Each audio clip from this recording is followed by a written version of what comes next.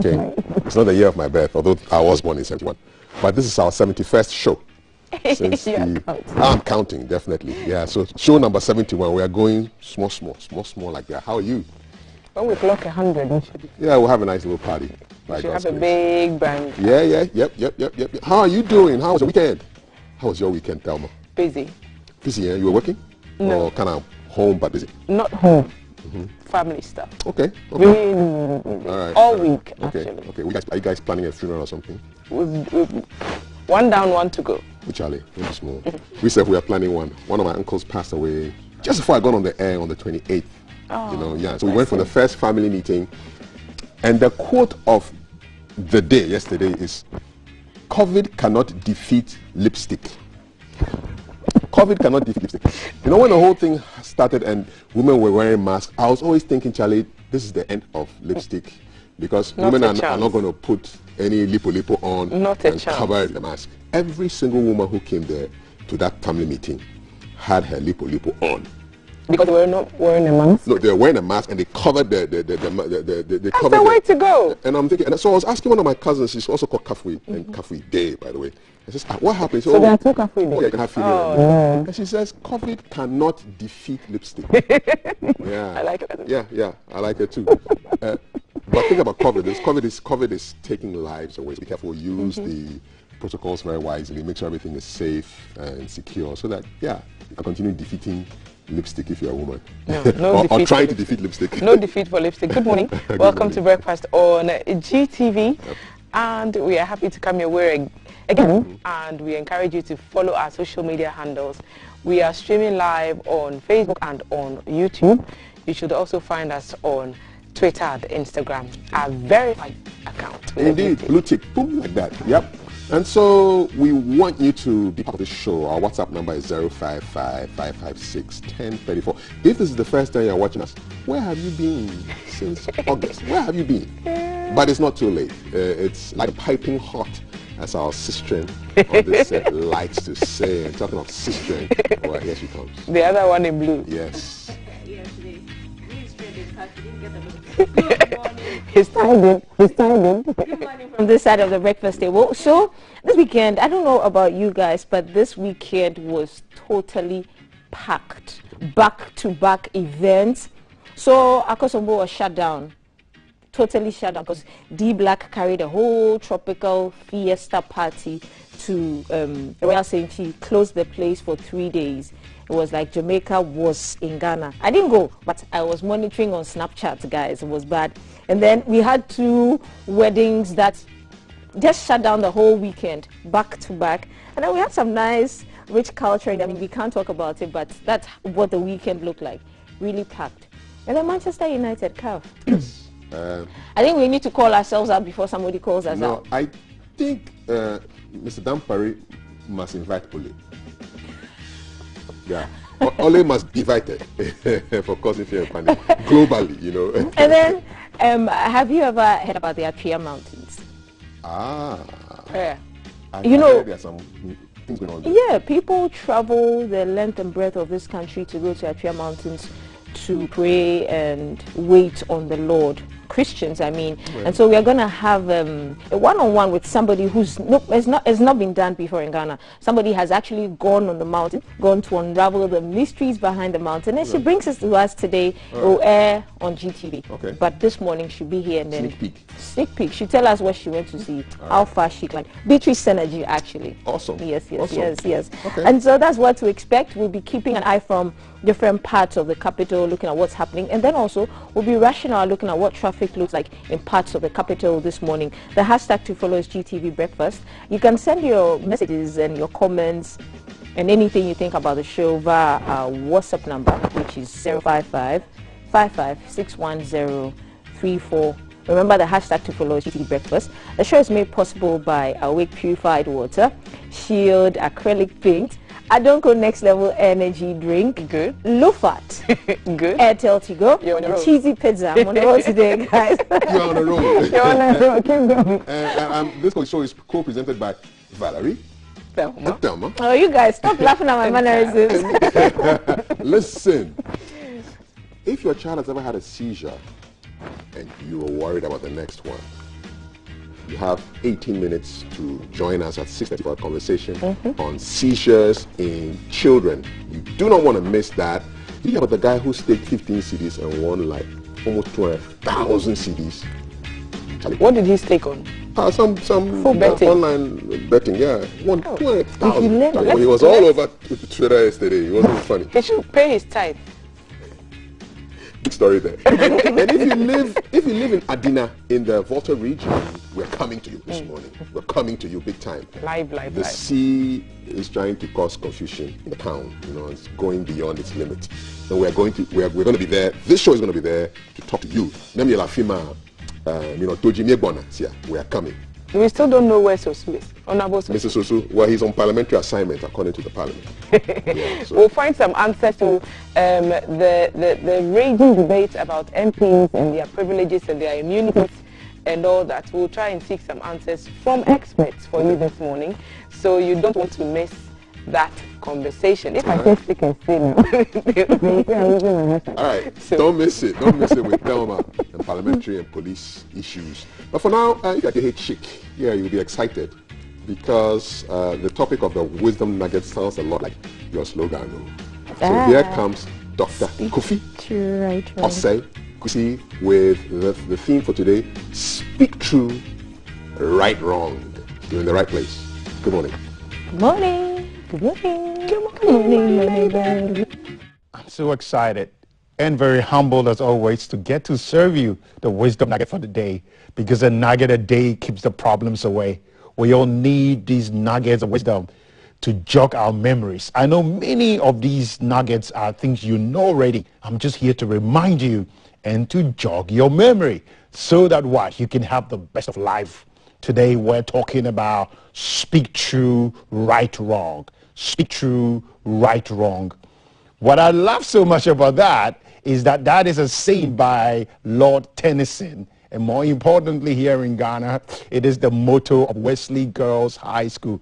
I love to go to Wesley Girls and I love to spend time there with the teachers and with these wonderful future leaders that study there at Wesley Girls. And personally, I think one of the greatest things about that school is their motto. And it says, live pure, speak true, right wrong, follow the king. Live pure, speak true, right wrong, follow the king.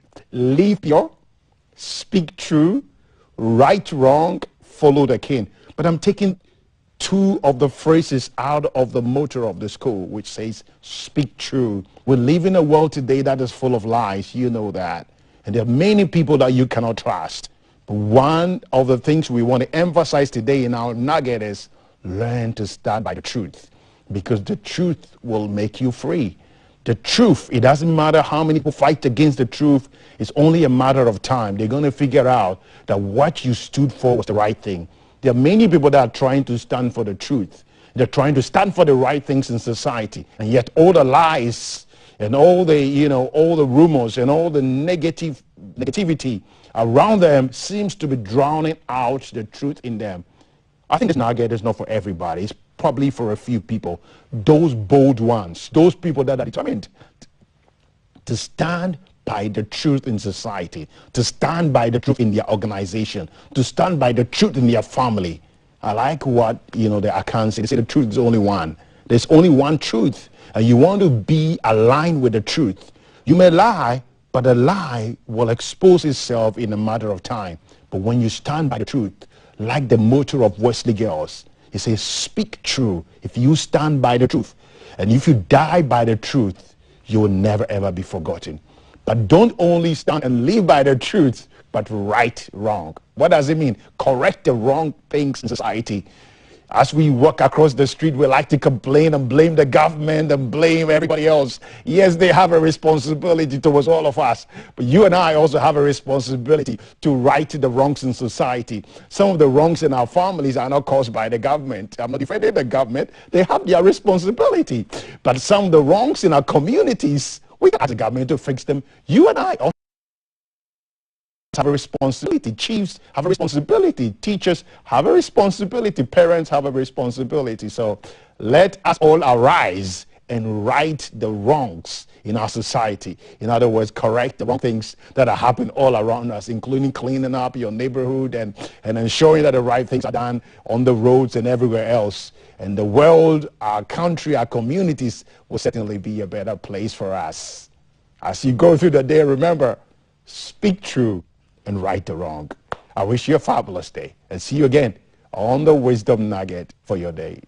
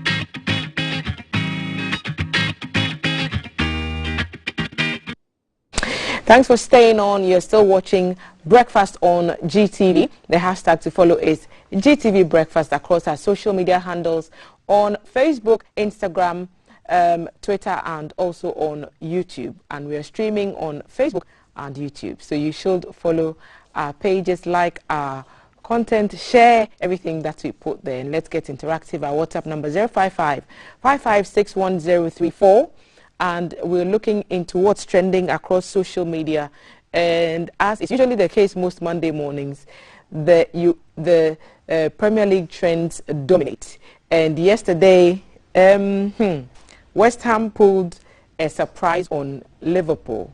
And my Liverpool fans will not be excited this morning because Moyes seems to be doing some interesting things there. Surely he's getting the right results after beating Liverpool, right? Yeah, I'm not much to speak for football. I mean, okay, so they also ended Liverpool's unbeaten run, so 3-2 going in favor of West Ham, and they will not be happy. It was a thrilling game. I tried to catch a bit of it on my phone, but it wasn't going Liverpool's way at all. Well, their pain is their pain. We also have our pain. I can't share your opinion. No. Those are highlights of the match behind you on the screen. Stop in. Okay, enjoy the highlights. Football trends. Will be the hindrance here. And the header is onto the top of the crossbar. Declan Rice, who got his first goal of the season last week, very nearly has another. Alexander-Arnold looking for Robertson, and Mane's there. Good save. He's very lucky it was straight. Oh, they couldn't keep it again. That central area of the field is so congested. And Bolson both there, and it's over. Alisson, and it's in. It's Kurt Zuma this time, and it's 3-1 now. Henderson now for Liverpool. That's what Alexander-Arnold just couldn't take it. Origi can and will score, and Divock Origi has breathed life into Liverpool. So those are highlights of that Liverpool game, and the standings as of now: Chelsea on top, followed by Manchester City. West Ham is number 3, Liverpool 4, Arsenal 5. A certain people's team is number 6, Manchester United, followed by Brighton, Wolves, Tottenham, Crystal Palace, Everton, Leicester City, Southampton, Brentford, Leeds, Aston Villa, Watford, Burnley, Newcastle, and Norwich City. So the standings in the English Premier League, that's what it looks like. Is anyone surprised by the weekend's turn of events? No, really. I was just hoping that Manchester could have won their game, but that's Jonathan Norcroft behind you on your screen. West Ham were a point off relegation and had won 2 games in 14 when Moyes arrived at the end of December 2019. His net spend is £69 million across 4 windows. The club is unrecognizable now, beating such a brilliant Liverpool side is another raising of the bar. What a job he's done. Don't you just love it when English people just tweet? Like, look at that. One more yes. West Ham have beaten Liverpool, Manchester City, Manchester United, Tottenham, and Leicester this season. Come on. I'm not all the people that they've beaten. To be fair. What does TBF mean? To be fair or to be frank? Why can't they just write things out? Because it's too long and Twitter doesn't have time. Twitter doesn't have time. 280 characters. What is Twitter doesn't have time. Liverpool fans have always recognized Moyes as a genius. So these are Liverpool fans who are shelling out. Shell out.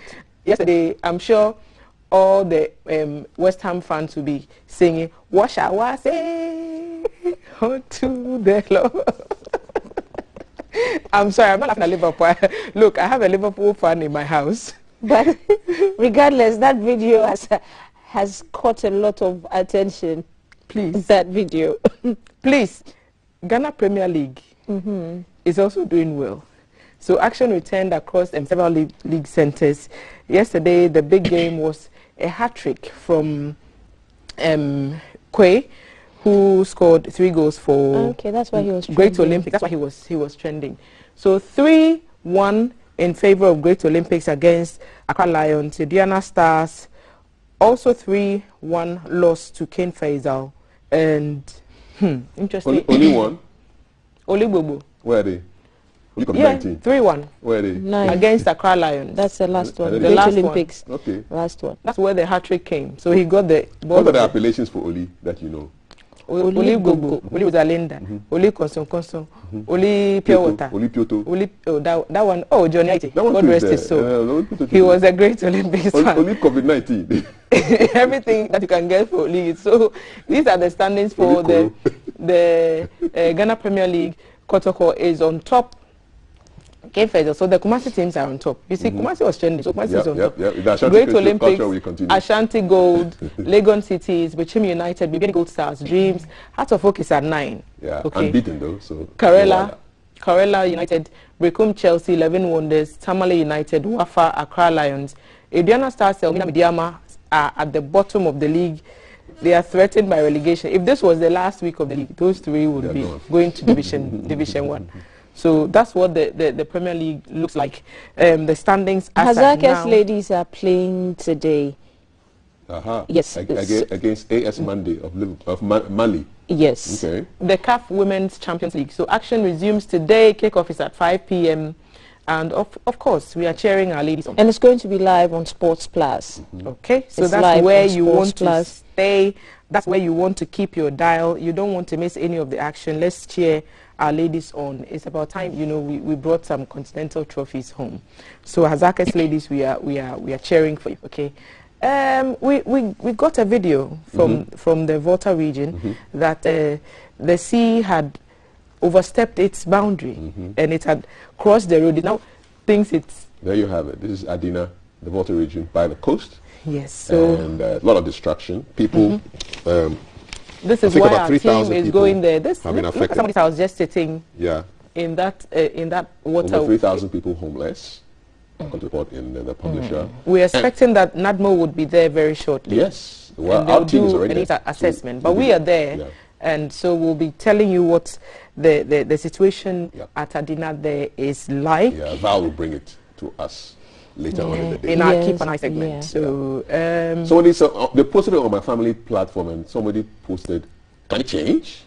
You know? So and it's interesting, guys, coming at this time because Ghana's delegation at the COP26 summit in Glasgow, Scotland, and not just Ghana's delegation, the whole summit was about climate change, and it's about what we are doing that may be causing some of these things, extreme weather temperatures, extreme conditions, extreme nature, occurrences, if I can put it that way. I'm wondering whether the fish actually managed to also get there on the road, you know? I was also wondering exactly the same thing. Yeah.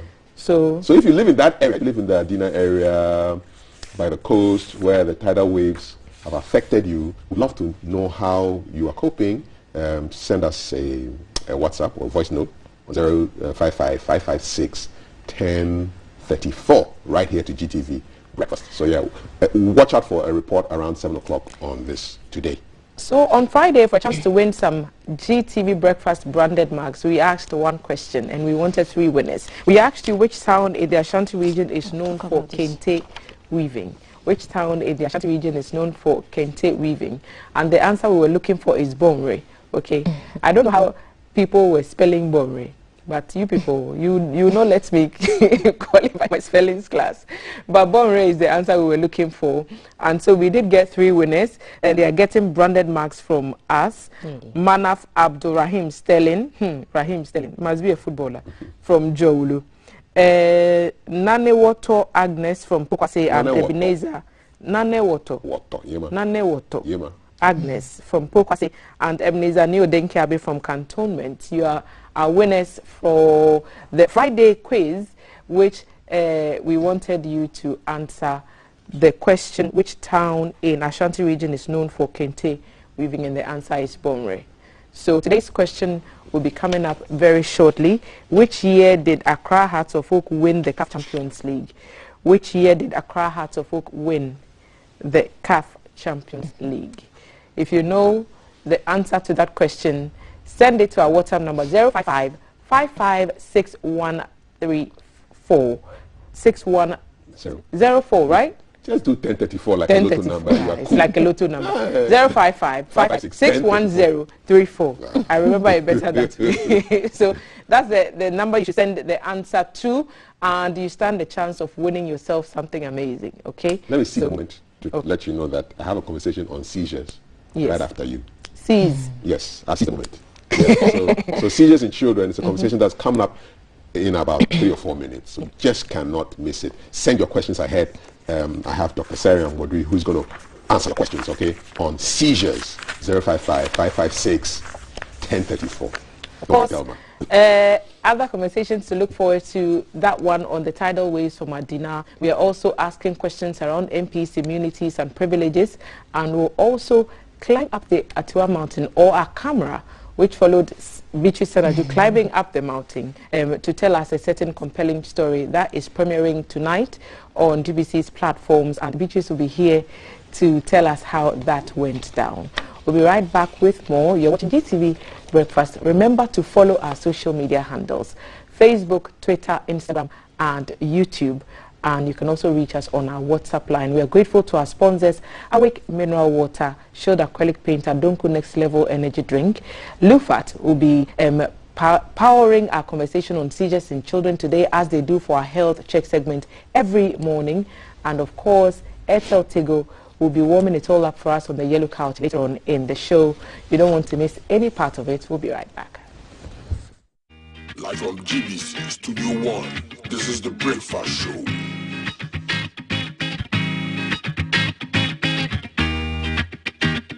This is The Breakfast Show.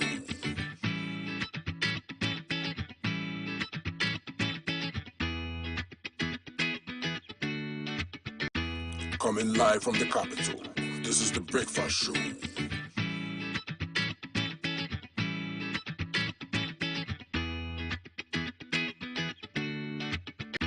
Coming live from the capital, this is The Breakfast Show.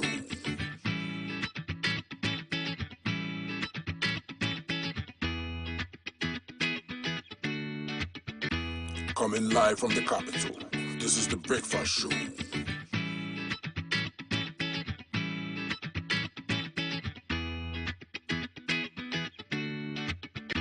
Coming live from the capital, this is The Breakfast Show.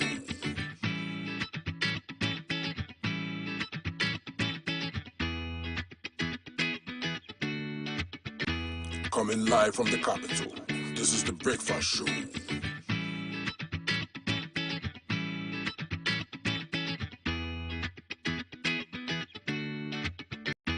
Coming live from the capital, this is The Breakfast Show.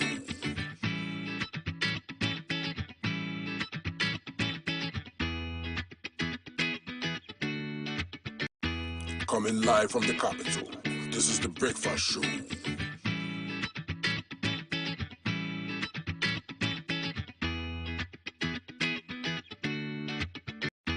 Coming live from the capital, this is The Breakfast Show.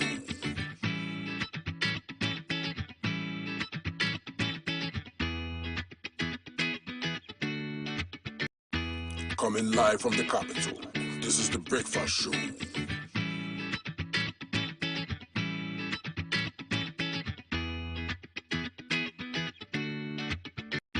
Coming live from the capital, this is the Breakfast Show.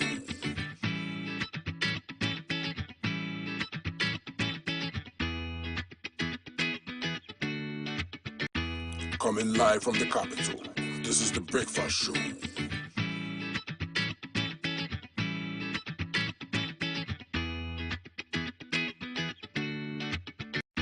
Coming live from the capital, this is the Breakfast Show.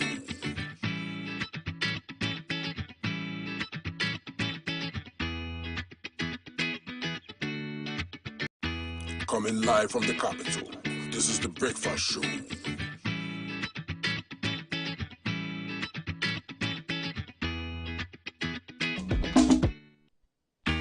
Coming live from the capital, this is the Breakfast Show.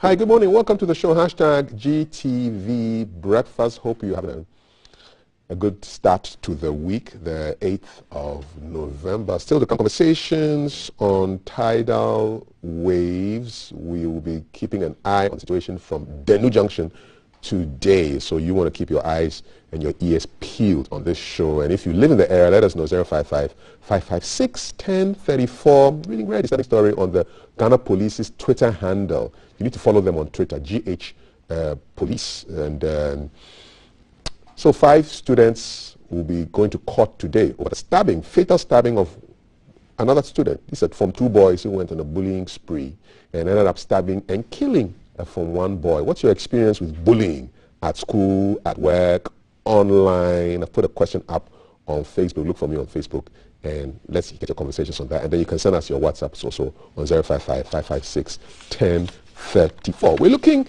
at health as we normally do this time in the mornings. And today's conversation is going to be on seizures in children. Happened to your child, your ward? How did you deal with it? What were you afraid of? All the questions will be answered. Send them ahead to us right now on 055-556-1034. This conversation is brought to you by Lufa Tablet and Suspension, Product of the Year at the Ghana Farmer Awards 2021. Check out the advert. We'll be back after.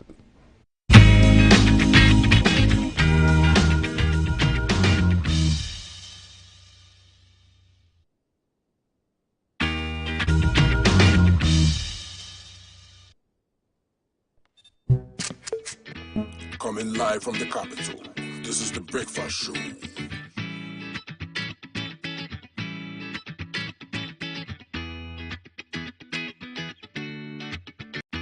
Coming live from the capital, this is the Breakfast Show.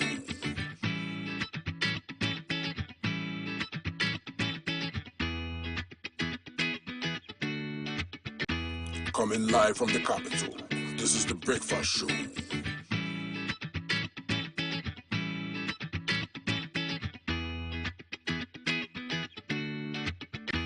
Coming live from the capital, this is the Breakfast Show.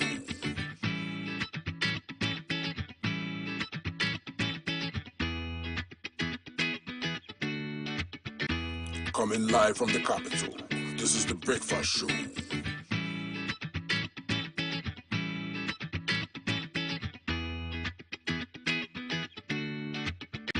Coming live from the capital. This health segment is brought to you by Lufa Tablet and Suspension. It's for kids. It comes in the suspension for the kids and tablets for adults. Taking off the fatty meal for 3 days for effective results. It's a brand of anti-malarial that you can absolutely trust. It's brought to you by Tobinco, and it's the Product of the Year at the Ghana Farmer Awards 2021. And now to our conversation on seizures. It's something that can really make a parent feel helpless, even scared for the life of their child. It happens. How frequently does it happen? And what can you do? Is it preventable? Can a child be cured entirely of seizures? Lots of questions tickling my brain. And to help me and you with the answers is a pediatrician from the Kolebu Teaching Hospital, CEO of Baby Child and Co. Dr. Seriam Wari. Good morning, Seriam. Good morning. Good to have you here. Good to be here. Let's go straight into business. What exactly is a seizure and why does it happen to children? We also call them convulsions. Okay. We hear quite a lot of people say convulsions. They are symptoms of something happening in the brain. You know that our brain is made up of these tiny, tiny cells, neurons that communicate with each other. So they talk to each other basically using something like electricity. So we call it electricity. So sometimes the electricity goes a bit abnormal. And then you have a seizure. So a seizure is a symptom of some abnormal electrical activity happening in the brain. It's almost like the wires touching or something? Yes. Okay. Or not touching the way they should touch. Yes, sending the wrong signals. Anything abnormal happening in the brain. A symptom can be a seizure or convulsion, as a lot of people like to call it as well. What causes it? Lots of things can cause it. The basic thing is that some abnormal electrical activity is happening, but it can be caused by infections. We would talk about, or commonly we remember meningitis. That's an infection of the brain. Serious bloodstream infections can also cause seizures, and seizures can be caused by a genetic predisposition, like a family kind of thing. And then commonly in children, we have what we call the febrile seizures. So that happens when a child is, has a temperature or is hot. As the child is getting hot, the child can convulse. Sometimes as the temperature is coming down as well, the child can convulse. So we can talk about seizures as febrile seizures. That's more of the bulk of seizures that happen in children. They get hot, then they have a seizure or convulsion. And then afebrile seizures. When we talk about afebrile seizures, then we are talking about epilepsy. The difference between epilepsy and seizures is that epilepsy means that you just have a predisposition to having recurrent seizures. So they tend to have a lot more seizures. Whereas... what is a lot more in terms of frequency? It depends. It varies. It varies depending on whether you are on medication, whether the medication is working well for you, and also the kind of epilepsy. I just realized that then I'll have to say that there are different kinds of epilepsy. Yes, so it varies. There can be a child who has one seizure a day, two a day, more than that, one a week, one a month. Somebody who is well controlled, maybe a whole year hasn't got a seizure, and then something happens and gets a seizure. So the frequency really varies. It can be that frequent, one a day? It can be that frequent. It can even be more than one a day, depending on what it is. And what does it look like for somebody who doesn't know? How would you know that your child is getting a seizure or a convulsion?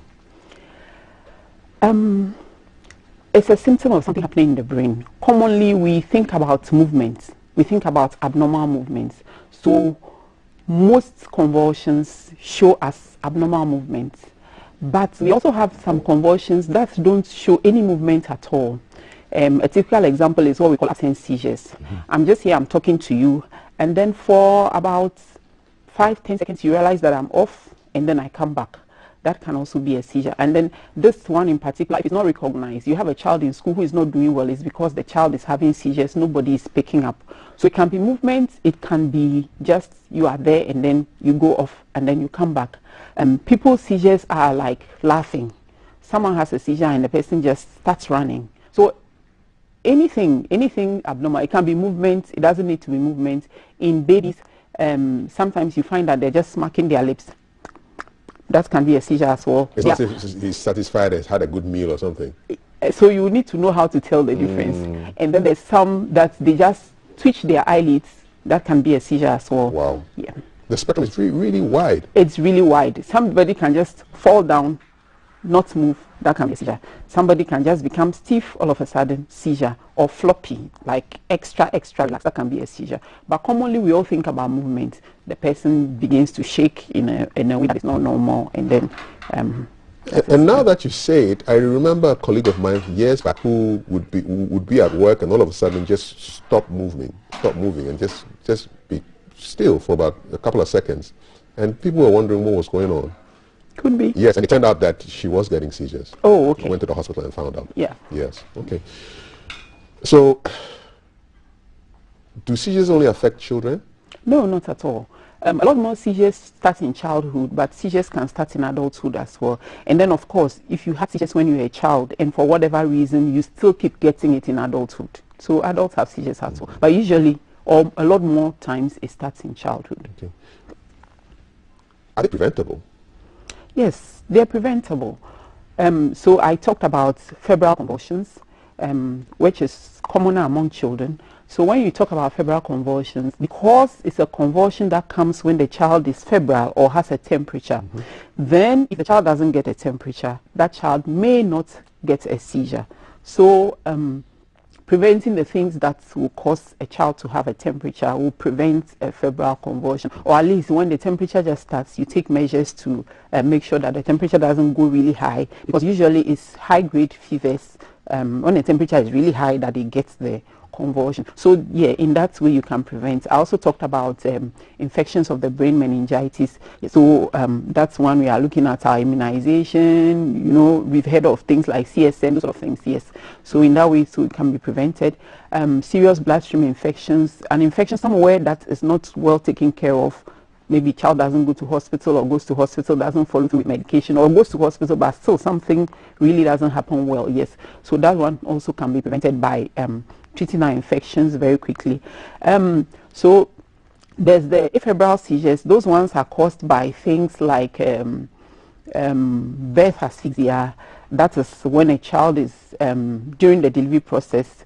The delivery is rather difficult. Interventions don't happen quickly, and then oxygen gets cut off to the brain for a while, you know, and then there's some little damage to the brain because the brain didn't get oxygen at a point in time. Yes, so that's one to good antenatal care, good delivery care, those sort of things. But if that happens, if the brain is starved of oxygen, is it reversible? So it depends how long.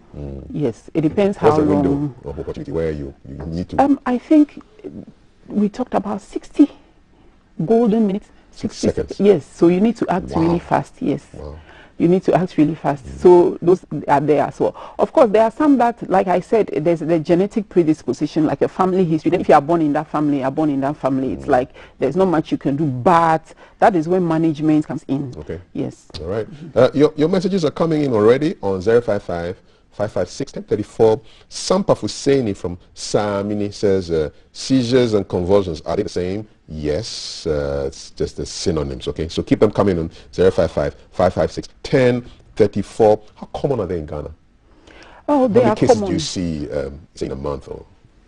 I don't have the figures, but they are common. Typically, when you go to the emergency room, there's always 1 or 2 children who have come with febrile convulsions, and then convulsions from other things. So they are common. Literature says that about every 1 in 10 children will have a seizure. So, but you need to be you need to distinguish it from epilepsy, which is that the seizures will keep coming. Okay. Yes, but as for one seizure, maybe from a febrile convulsion or something, they're quite common. Okay, and what precautions should one take when you realize that your child may be getting a seizure or a convulsion? What can you do? When your child is getting a convulsion, the first thing is not to panic, because when you panic, then you just do all sorts of things without thinking them through. So not to panic. What you need to do is to lay the child on a flat surface. So let's say that, touch wood, I'm lying on this and then I'm convulsing.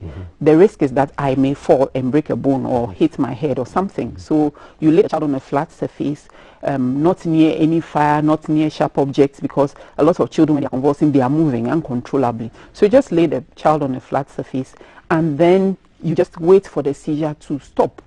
Most of them will stop on their own. So you wait for that to happen. What we do sometimes, which is not good, is that when the child is convulsing, then we try to restrain the movements. But you see, the child is not doing it by himself or herself. It's not conscious. Yes, so when you do that also, you can break a bone or you can hurt the child. So just lay the child on the flat surface, wait for the seizure to be over. Sometimes people pour cold water on the child. People quickly go and grind garlic and ginger and then they are putting it in the child's mouth. Again, the child having a seizure may be unconscious even though the child is moving. So when you when you do that, you can actually choke the child. People put a spoon in the child's mouth. They can break a tooth I mean, you just lay the child on a flat surface somewhere where the child is not going to fall into fire or hot water or something. It must be distressing though, to it's watch your extremely child distressing. Yes, it's convulsing. extremely distressing. But if you panic and you want to do something, by all means, you can rather end up harming the child. So that is why I said that first thing, you don't panic. Once the seizure is over, the child needs to go to hospital. That's because when you go to hospital, then a history is taken, the child is examined, they determine what is causing the seizure, and then they try and make sure that the child does not get another seizure. Yeah. So first thing, don't panic. Lay the child on a flat surface, away from things that can harm or hurt the child accidentally. And then once the seizure is over, you head to hospital. And how's it managed? Is it medication or other methods? How do you manage seizures? Yeah, medication. There are some seizures that will determine that it's a febrile seizure. It happened because the child was hot. It won't happen again. When that happens, we just have to look for what made the child get hot, and then we treat that.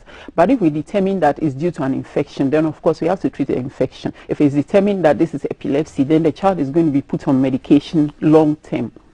And that's the other aspect that is very distressing to parents, because sometimes when we do investigations, I didn't mention that we do investigations, and the investigations will help us choose the anti-seizure medication, because there are so many anti-seizure medications. Really? And you choose them, very many, and you choose them based on certain criteria.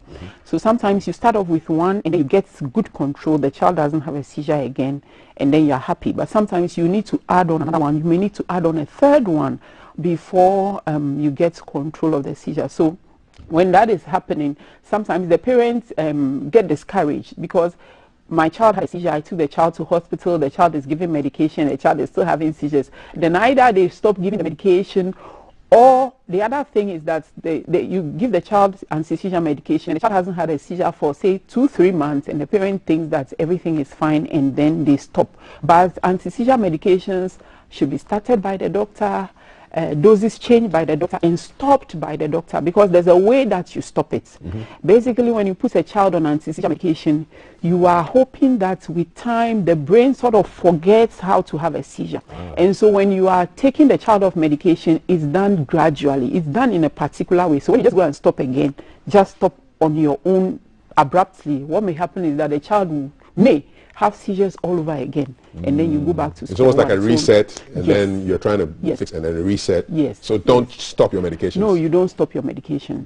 It may take months, years, but you don't stop your medication. It's the doctor that's going to stop. All right. 055 556 1034. That's our WhatsApp number. And this is Paul watching us from London, I believe, on Facebook or YouTube. You can find us on Ghana Broadcasting Corporation there. He says, please, I can demystify attribution of seizures to witchcraft, being cursed or supernatural forces, either than scientific phenomenon. People run from victims instead of helping them because of this fear. Paul Omani from London. You get this a lot?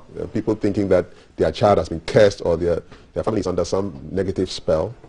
You know, the thing is, how do we call seizures in our language? We say that a bird has caught you, you know. Say it Say it in the Heavy cho. Heavy cho. So a bird has caught you. Yes. So wow. like, and in our current languages too, I think a similar thing. So in our even in our languages, there's the connotation that, I mean, if you have a seizure, something from up there is coming. Yes.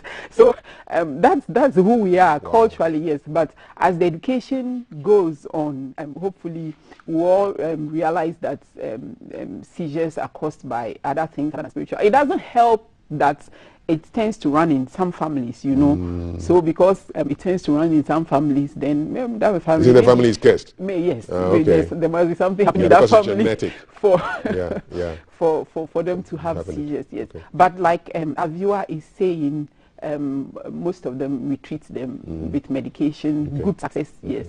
You don't have to take your child to somewhere for spiritual. That happens usually when we start a medication and then we are not getting good control of the seizures. But like I said, there are many medications. Sometimes you have to add on, change a bit before you get control. That's just how seizures are. And do the medications, what form do the medications come in? Oh, many forms. If a child is convulsing right now and you want to stop the convulsion, there is the one that you can give as an injection, because a convulsing child will not swallow. Yeah. So there's the one that you can give as an injection. You can actually give some rectally as well. Okay. You want the to anus. stop. Yes, Okay. you want to stop the convulsion. But if it's a child who, the acute episode is over, you are just trying to prevent that. Most of them are oral. Okay. You drink them. Yes, so they are syrups, or they are suspensions, or they are tablets that you swallow. Okay, more messages for you, Seiram. Good morning. You're giving me Honorable Kafui and Dr. Seiram and GTV. Please, do food allergies cause seizures, and what natural foods can eliminate seizures if possible? And this is Menahanta Frankobab of New Edubiase. So can you link food allergies to seizures and convulsions? The thing is to never say never, so I will not say no. But what readily comes to mind is that sometimes seizures that are difficult to control can be controlled by using certain diets. Yes, that's what readily comes to mind. But a child eats a particular food and has a seizure, I would not say it has never happened. In science, you never say never. It's possible, but I haven't come across one. Rather, what I know is that sometimes seizures that are difficult to control, we tend to use certain foods to help us to control them. Is the management, how expensive is it in terms of resources, money to buy the drugs? Are the drugs on NHIS, for example? Yes, a lot of them are on NHIS. Okay. A few are not, but the commonly used ones are on NHIS. Okay. Yeah. What key thing would you want a carer to take away from this conversation about seizures and convulsions? I think what frustrates most healthcare workers is when parents abandon treatment because a child has had seizure, they've been to hospital for 2-3 months, and then the child is still having seizures. Then they abandon treatment. So that's what really frustrates us. Parents need to know that there are a lot of children who have one seizure, then they will have it again.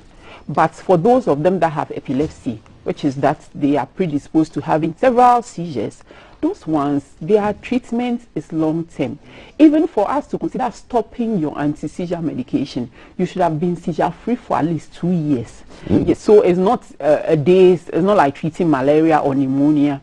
It's a long-term something. So that is what frustrates us, and then the education needs to go out there that if it's epilepsy, if your child is predisposed to having seizures, then it's a long-term management. And the medications are not just stopped on their own. Same way, your child should have a seizure and then you just walk to a pharmacy and buy an anti-seizure medication, because there are so many things we take into consideration before choosing which one to start with, the one that is most likely going to work for that kind of seizure. Okay.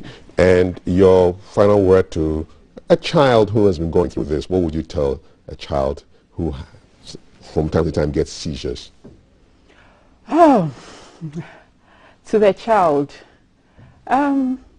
it can be distressing, maybe missing school or having a seizure in the classroom, and then your friends are going to be looking at you in a different way. But there are many people who have different health problems, and it's not all of them that are obvious, so you know. So the child should just take it easy, concentrate on schoolwork, avoid stress as much as possible, because sometimes when they are stressed, they get more seizures. If you feel funny, because a lot of them will feel funny before they get a seizure. If you feel funny, you let someone know. And I think the final word should be to the teachers and the parents as well. Yes, because sometimes a child has a seizure and then the school is like, no, this child cannot be in our school.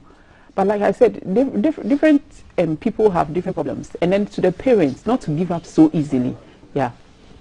Can this advice also go for an adult who has sent in a message? He says, Aziz Asanka from Bokatanga says, good morning, as a seizure patient, how do I handle myself? I mean, whatever you said for children, can it apply for adults as well in terms of those who are going through it? Yes, it can. Okay. It can. For the adults, some of them are lucky in quotes, in that they know what triggers their seizures. So if you know what triggers your seizure, then you avoid that. It's for children, I mean, they don't know. A lot of them are not able to speak very well. Okay. But for an adult, if you know what triggers it, then you avoid it. Right. And of course, take your medications, follow through with your appointments. Okay. And briefly, for an adult, what can trigger a seizure? Paul is asking from London. Lots of things. lots of things depending, stress, tiredness, flashing lights, too much noise, lots of things. Okay, all right. The last one, this is from Mary. What happens when, what should, I mean, a child eases herself or loses control of the bodily functions. Can that be associated with a seizure? Yes, so the seizures that we call generalized seizures, they come with loss of continence, urinary or fecal. So they wee on themselves or they pass stool on themselves. So they are the group of seizures called generalized seizures do that. So it's generalized, it's your whole body. So temporarily you sort of lose everything. Yeah, but then after the seizure, maybe you sleep a little and then everything is back to normal. Okay. So that accompanies some seizures. Well, thank you very much for the education. Jackson Ochiri from Kokoridua says he's enjoying it. And I should tell you that your outfit is really beautiful. Thank you, Jackson. Yes, indeed. Dr. Seriam Wadri is a pediatrician with Kolebu Teaching Hospital and the CEO of Baby, Child and Co. Look for them on Facebook.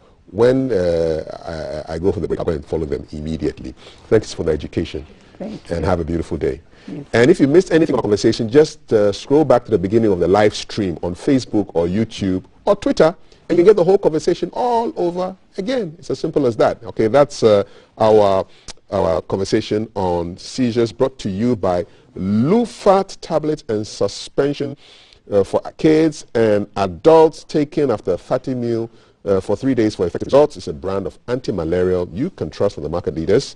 It's the product of the year at the Ghana Farm Awards 2021. Talking of the time, it's 6:58. Quick comments on Facebook before I go to Valerie.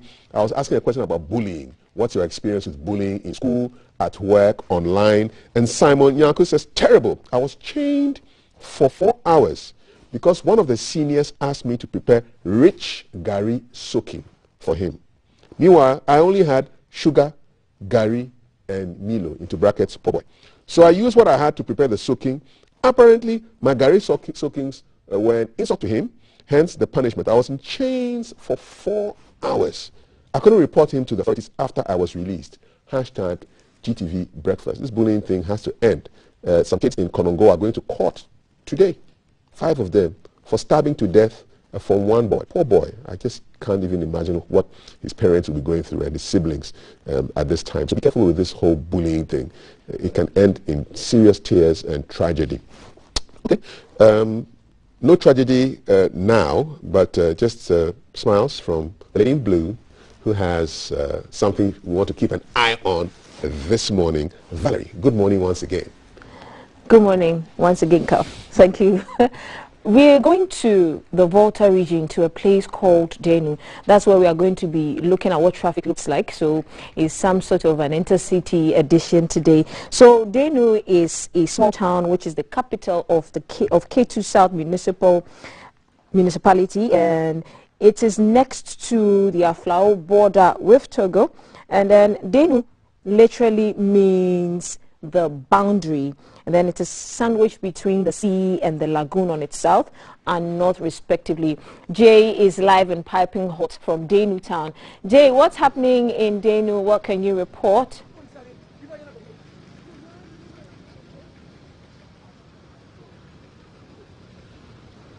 Thank you so much, Val. It's a very good morning from here. So like you already said, I am at Denu Junction here in the Volta region.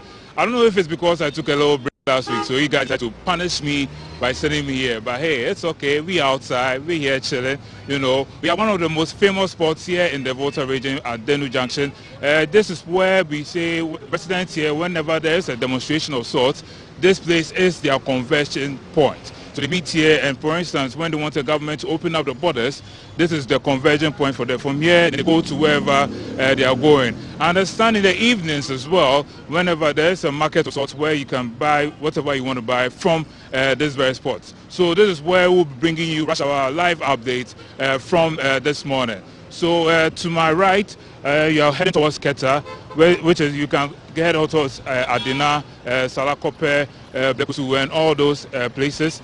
And then right in front of me, you see it's a road leading back to Accra. So you have Abozume, you have Sugakope, Akachi Junction, all those roads leading all the way back to Accra. And I must say, I'm looking forward to the journey back. This morning has been quite interested, and you can tell there isn't really much happening at the moment. You can tell, yeah, you can see a number of motor riders in the shot, and you'll be forced to think they are Okada riders, but I understand over here they are called Zemeja, if I'm not mistaken, because it's quite close to the Togo border. It's called Zemeja, so if over here they don't call them Okadas. And I would like to draw your attention now to the road accessories, the traffic lights. Even they are not working, and so what happens is, even though there are cameras here, I don't know if the cameras are working, but even though there are cameras here, the traffic lights are not working. So what happens is, because the pedestrian lights are also not working as well, it's like a free-for-all situation. Listen, it's the battle of the fittest, survival of the fittest, so to speak. So whenever you get to this side, if depending on your mentality, how strong you are, then you can move. So the cameras are there. That's what you're seeing in your shot. So I think they are monitoring situation here, so it doesn't lead to some form of lawlessness. So that's the situation right now at this side. And so I want to take you now towards the Togo border. That's the Flower side. And then you can see from that side as well, it's not really a busy morning, because even though the borders are closed, people see the trailers used to ply this route a lot. But for now, it's not that busy, because most of the border jobs have moved to Akanu, near Doche. I managed to speak to a few residents in the area, and they gave me that information. So for now, these are the scenes happening right now. So there's also a beach. The road leading to the beach isn't that great. But for those who want to have a little bit of fun, you know, when you come to Denu and all that, the Denu beach is right ahead. But the road isn't that great. But I suppose if you are going to have some fun and revelry, it's cool. So if the road authorities, like the Ghana Highways, can come and fix this as soon as possible, I'm sure it will make it even more fun for the people who stay here and for tourists who are coming into the area. So in terms of rush hour updates, this is Jay Gaba coming from Denu Junction. Back to you, Val, in the studio. Thank you, Jay. So we were speaking to Jay, who brought us what traffic looks like from the Denu Junction all the way in the Volta region. This is GTV Breakfast, and that's the hashtag to follow. Remember to like and share and follow our pages on Facebook at the Ghana Broadcasting Corporation, on YouTube, Ghana Broadcasting Corporation, on Twitter is the GBC Ghana, and on Instagram is GBC Online. The show is made possible by Awake Purified Water, Adonko Next Level Energy Drink, Lufat, Airtel Tigo, responsible for the lifestyle segment, the Yellow Couch, Shield Acrylic Paint, and then Cheesy Pizza. The hashtag to follow is still GTV Breakfast. After the break, Kaf will be sitting down with his guest to discuss what's trending in the newspapers, in the headlines, online portals, and then stuff that happened over the weekend. And so our WhatsApp number is active on 055-556-1034, and our social media handles as well. So you can send in your comments and what you think so far about the stuff that we've discussed and what we are about to discuss. We'll take a quick break. Live from GBC Studio 1, this is the Breakfast Show. This is the Breakfast Show.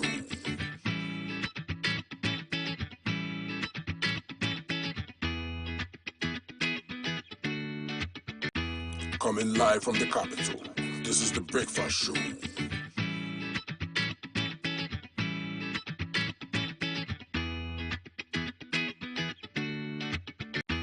Coming live from the capital, this is the Breakfast Show.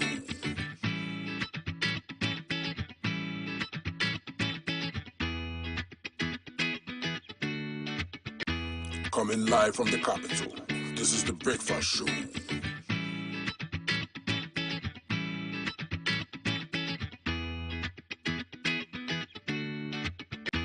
Coming live from the capital, this is the Breakfast Show.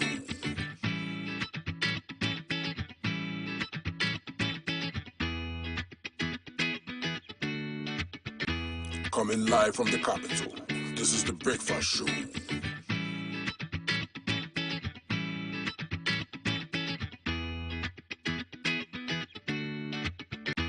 Coming live from the capital, this is the Breakfast Show.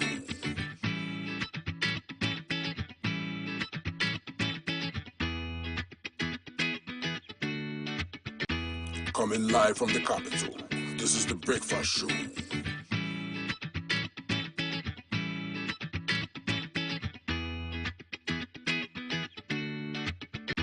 Coming live from the capital, this is the Breakfast Show.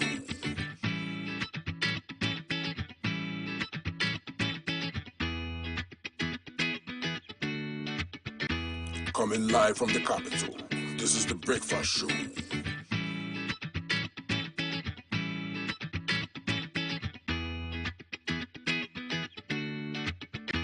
Coming live from the capital, this is the Breakfast Show.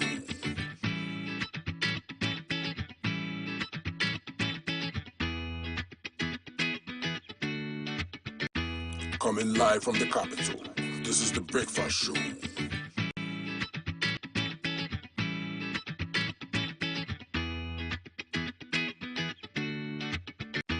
Coming live from the capital, this is the Breakfast Show.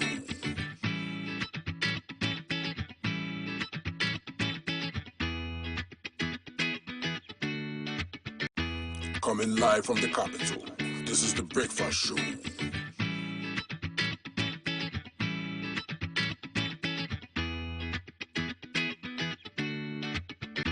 Coming live from the capital, this is the Breakfast Show.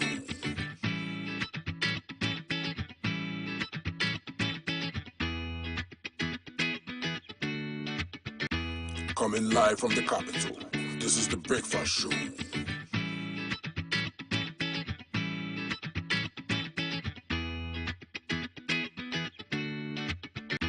Coming live from the capital, this is the Breakfast Show.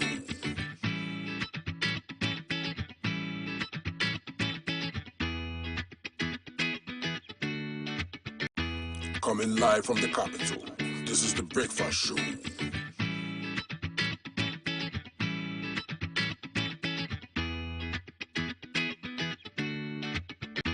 Coming live from the capital, this is the Breakfast Show.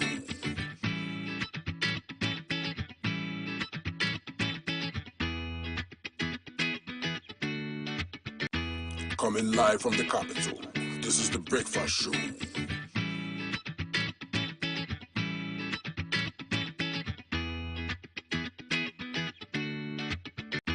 Coming live from the capital, this is the Breakfast Show.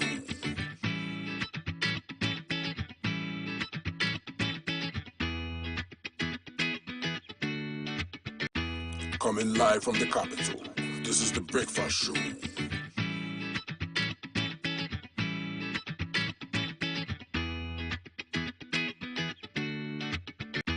Coming live from the capital, this is the Breakfast Show.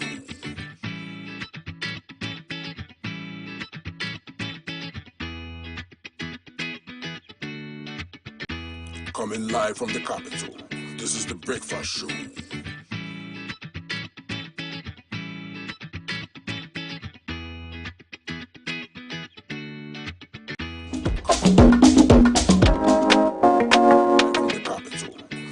Breakfast Show.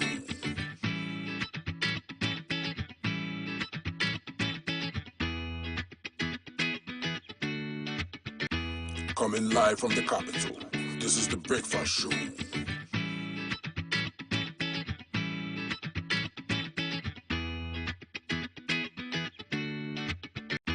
Coming live from the capital, this is the Breakfast Show.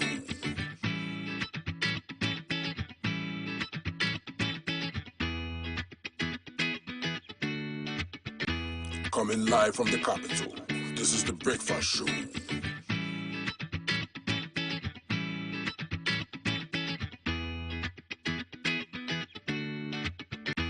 Coming live from the capital, this is the Breakfast Show.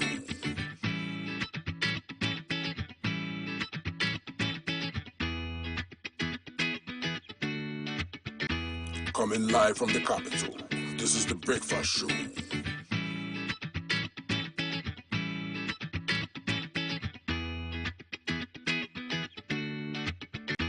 Coming live from the capital, this is the Breakfast Show.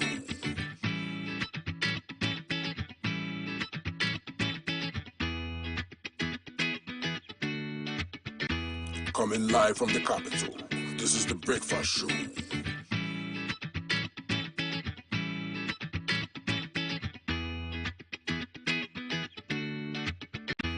Coming live from the capital, this is the Breakfast Show.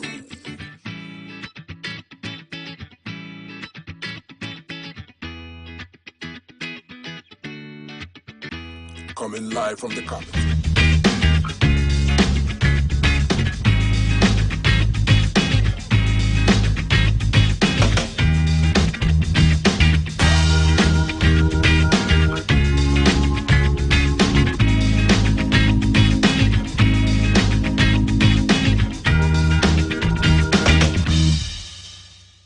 Charlie, the song is still ringing in my head. Dun, dun, dun, dun, dun, dun, dun, dun. That's my new song.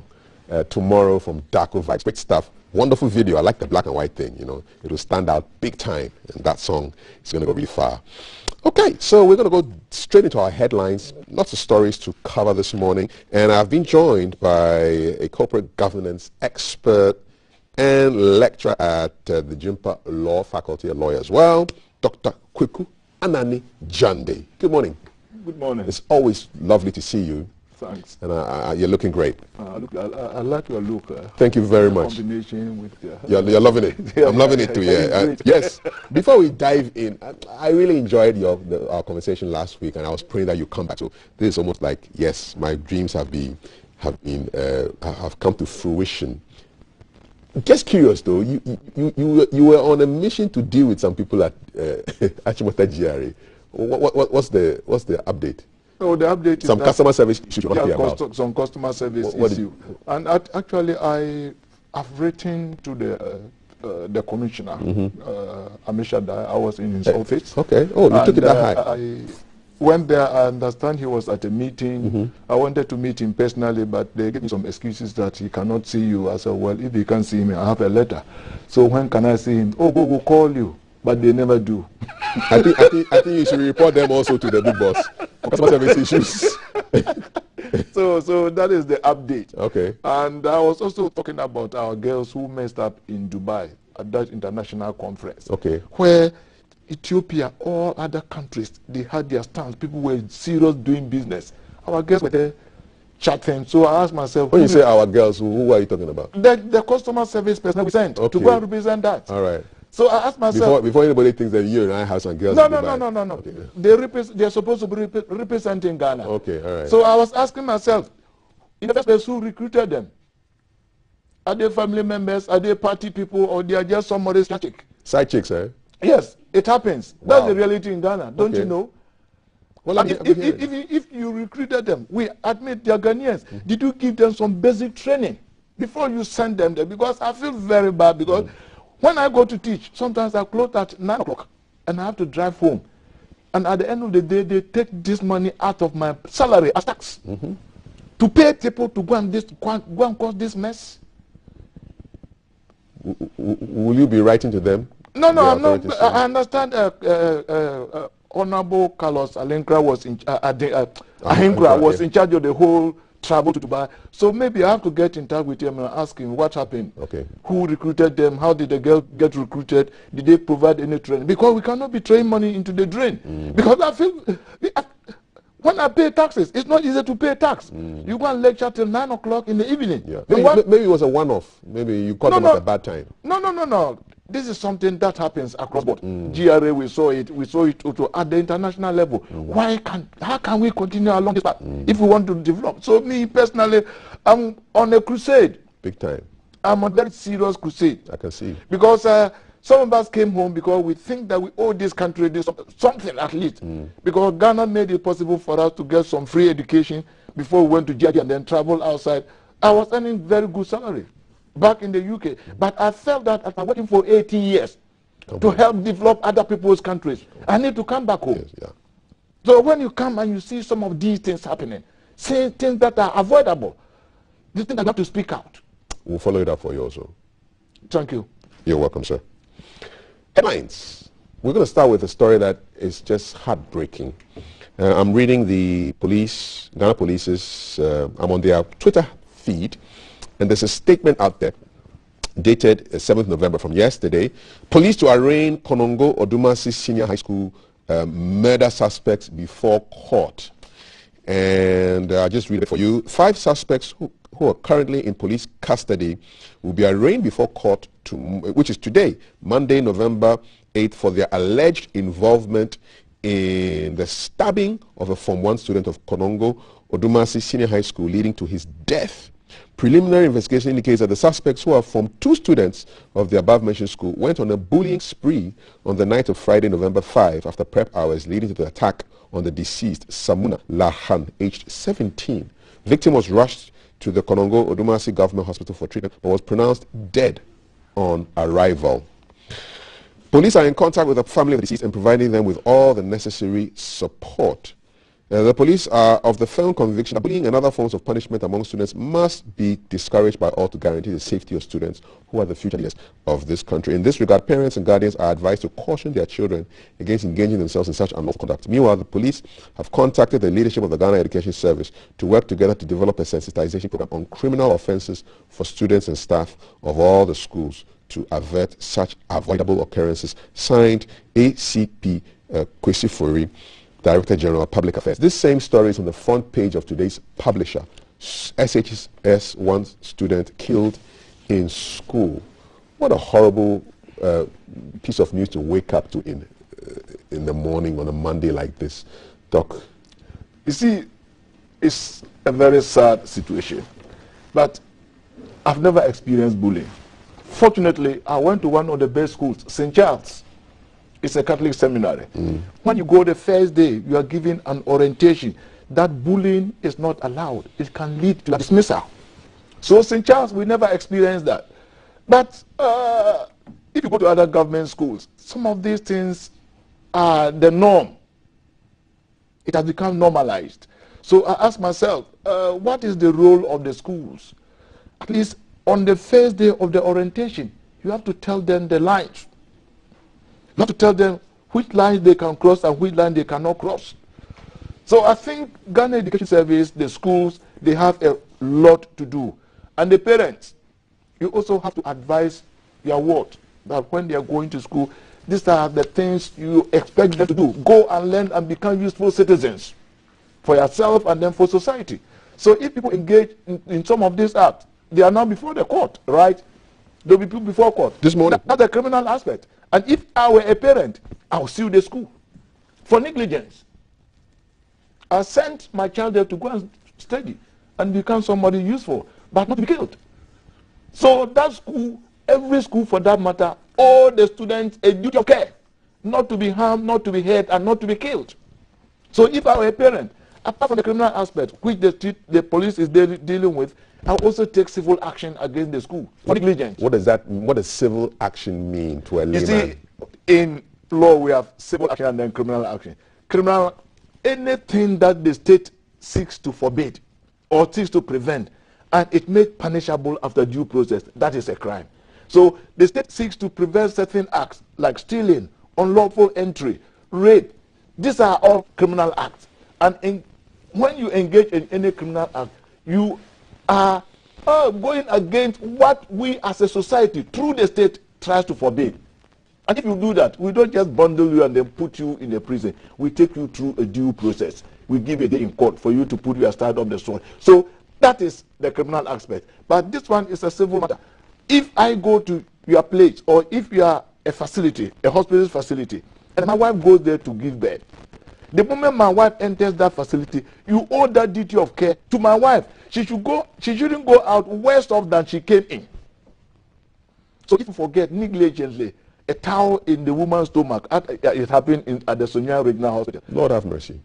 They forgot to take the towel out, and then one of my friends came to me and said, "It's them." And they got, I think, 100,000 or so. And I was telling Kwame that 100,000 is too small. Yeah, because the woman has been damaged for the rest of her life. So if you are a provider of a service like a school, a hospital, a mall, you owe a duty of care to whoever enters that facility. So if you fail in that duty, that person who is injured or prejudiced by your action can sue you under the law of tort, which we call loss of obligations. Because you owe obligations to your customers, you owe obligations to the student to make sure that they don't go out worse off than they came in. So that's the civil action. So the parents can take civil action against the school for negligence. What are these 5 suspects looking at in terms of if they're found guilty? First of all, if they are under 18 years old, what happens to them? If they are above 18, what is the maximum? You see, it will depend on the charge that the police, whether they are going to, I don't know whether it is going to be manslaughter or murder. But in this case, it should be manslaughter, I guess. So the minimum sentence, you are talking about 4 or 5 years. But if you go and then you enter an early plea, which indicates that you are showing some remorse and then that you've regretted, you've not wasted the course time, these are mitigating factors. The court can look at that and then reduce the sentence. But there's always a minimum and then a maximum. So the judge has a discretion to give you the maximum or to give you the minimum. But it will depend on how you carry yourself in court. And this if they are above 18. If they are juveniles under 18, what happens to them? No, we have then they have to be taken through the juvenile court, and then we also have sentences for juvenile offences. So if they are below 18, they will not be treated like adults. They'll be treated under the Juvenile Offences Act, which specifies how much you should give a juvenile, how many years, maximum, minimum, and all those things. So let's see, because the moment the matter is in court, it is very difficult to comment on it. We try as much as possible to stay away because it's professionally unethical. Exactly. A final bit of education. What is the difference between a manslaughter charge and a murder charge? So a manslaughter charge, manslaughter means you did not intend. You know, in criminal law, you have to prove 2 things. That you had the intention, you had the right state of mind, and then you also did that act. So we have the mens rea and then the actus rea. The mens rea is the intent, the intention. You had that intention, and then you carried out that intention through that action. So these are the 2 aspects. So murder is something that you've planned, you talked about it, and you executed it. But manslaughter could be something that happened accidentally without you willing the effect of that action. So manslaughter is a lower form. It's much more lower than murder. Yeah. I always thought that the word sounds even crazier than murder, but it's actually lower. Murder is more serious than manslaughter. Manslaughter, you can, depending on the situation and the facts of the case, you can. It could be something that happened by chance or through accident, maybe through sheer negligence. It's not something that you intended, you planned and executed. So it is much lower. Okay. In terms of the house of the law, it's much lower than murder. All right. So thank you for the education. And your thoughts on that? So the story is about an SHS 1 student who was stabbed to death after some bullying by seniors, 5 seniors, and they've all been, they're going to court this morning in Konongo for the police to take a look at this issue. And I asked the question, what's your experience with bullying? And you're responding on Facebook. I read a couple of your comments. Esi Agbazuga Bwedu Mante, you knelt down from midnight to dawn while the senior girls were studying. You never told anyone. He said it made me very stubborn, and one day I stood up to them. At a point I was uncontrollable. I refused to kneel. The effect today, I'm very assertive and can withstand the most difficult situation. Another comment here. Al-Hassan Adams says, well, I've never experienced bullying. It's a bit like you. Yeah. And Michael Kessie says, Charlie, we knelt down on the metal bed at dawn around 1 a.m. and then the seniors seized mattresses of Form 1 students and heaped them up and slept on them. Right from prep, all level hundreds were compelled to scrub with only one plastic bucket and scrubbing brush within a time limit. And then you mentioned, you call them on senior HIV, Scorpion, and co. I mean, with a name like Scorpion, you know that person will not be too kind. But this is a sad one. So, Dola Agbanu Bani says, first day in my SSS hostel was hell. It caused a miscarriage for somebody who was 6 months pregnant. So it's really, really crazy. And keep sharing your thoughts and your comments. There's more on WhatsApp, 0555561034. Bullying of all forms must be banned in all institutions. Should be part of a signed agreement before enrollment. The tiniest sign of bullying must be responded to immediately as it escalates with time. Less than 5 years for taking a life, it isn't fair on the victim and the family. You agree? Yeah.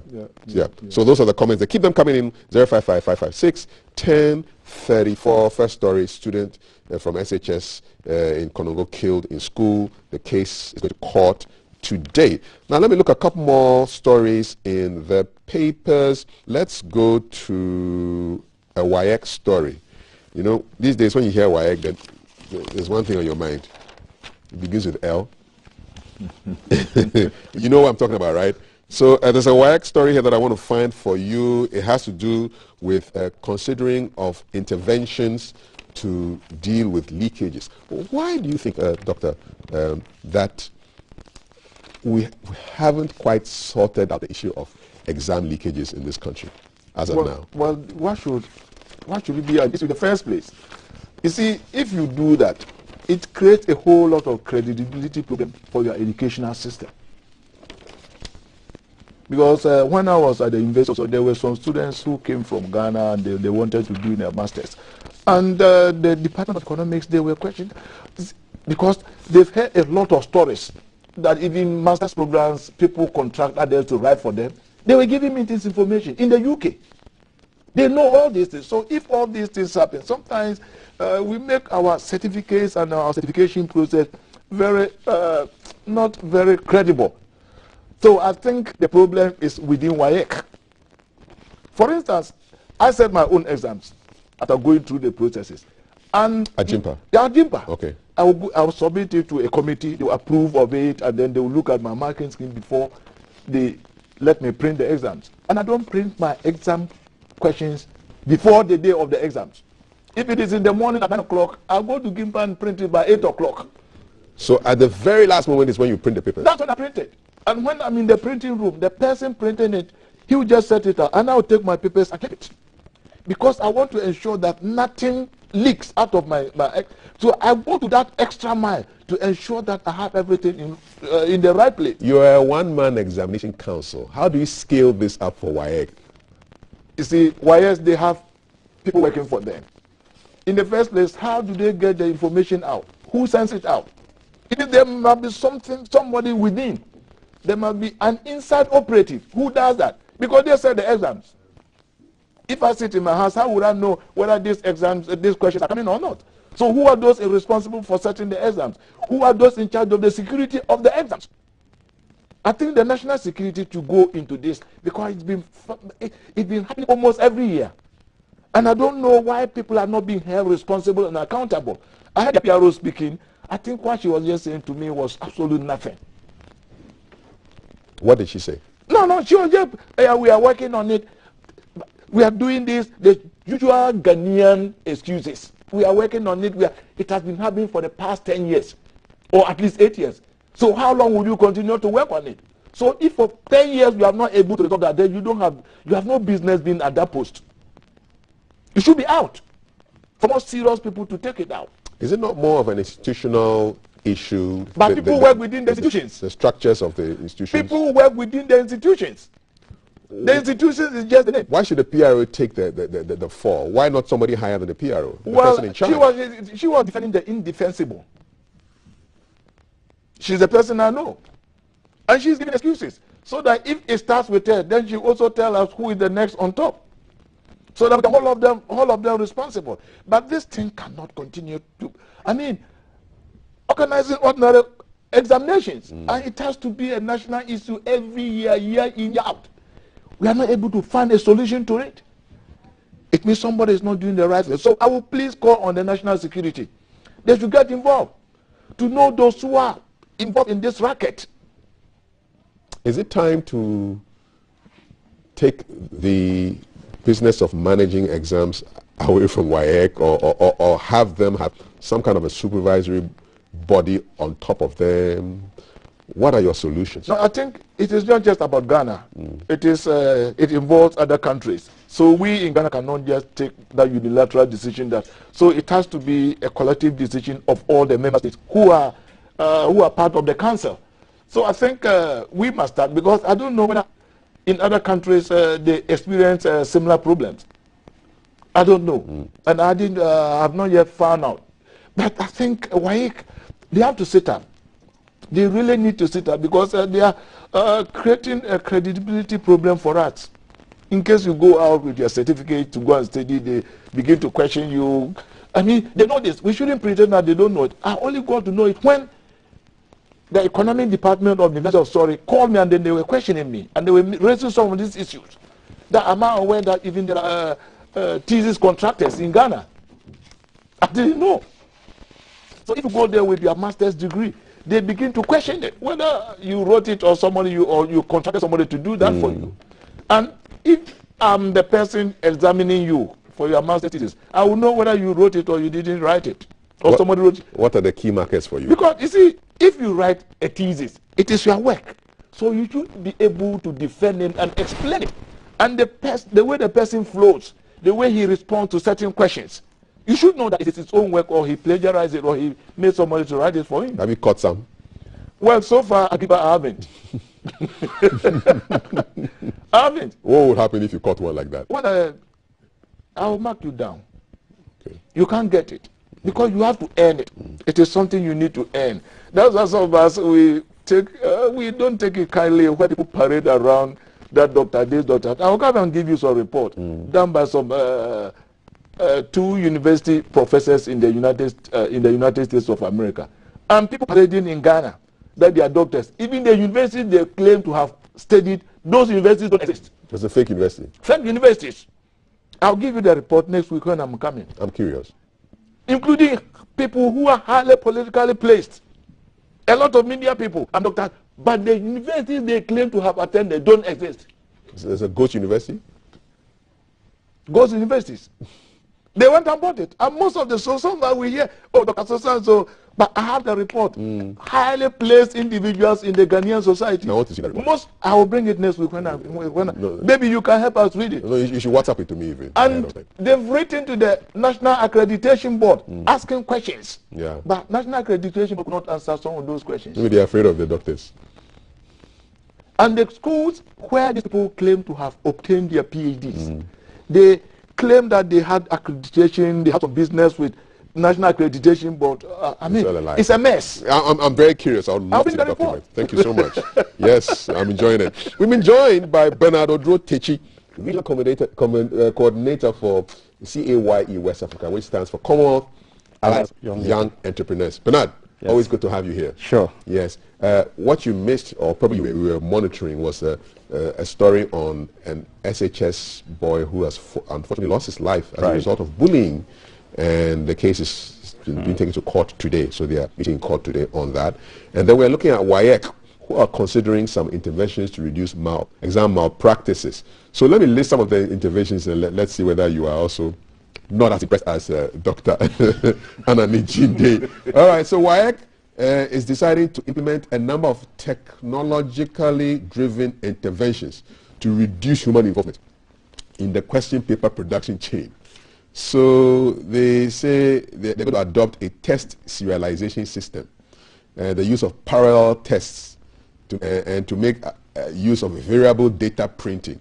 So in a room, I'm sure with a parallel test, you may have 4 different exams, 4 different on the same batch of people.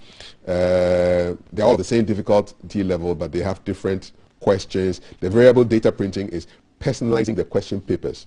So according to the head of public affairs of the council, Mrs. Agnes Day Kujo, these are measures that they are bringing up. They are reacting to a report by EduWatch Africa, which looked at the 2021 Wasigana exam. So they think technology should solve the problem. Are you as confident as WAEC is that this could be the solution to the perennial leakages? Yes. Good morning once again to your cherished viewers. I totally disagree on this prescription given by WAEC. The fundamental issue here that we are making education a kind of an end, not a means. Education is supposed to be holistic. What people are now much focused on is people getting certificates at the expense of the process we need to go through. Niccolo Machiavelli said that the end justifies the means. So all people think of in terms of WAEC, BC is about his or her daughter getting 8 A's, 7 1s. But we are not looking at the process. We should look at holistic education. carefully, why must it be that after years back, we are still not getting the product we need out of WAEC, and we are still too comfortable with them? Today, in the global space, if you look at Singapore and those advanced countries doing better in education, they are not much concerned about the 8As somebody is holding. People are holding 8As, but still they cannot give the output that we need. So, for me, I think I agree with Dr. Jende that Ghana is not an island, and WAEC is kind of a body that goes beyond Ghana. West African leaders must set up, and as I said, what kind of education do we need? Do we need an examiner that will keep on producing product or pen pushers? It's simply because people get 8As, 7As, 7Bs, but the content is not there. If our focus is to, number one, produce people who produce quality and content, then WAEC must also be changed. For me, I totally agree that as West Africa, we don't need WAEC to be the chief examiner. I have the radical disposition. And it is simply because you meet people, they have 8As, 7As, but they don't have the content.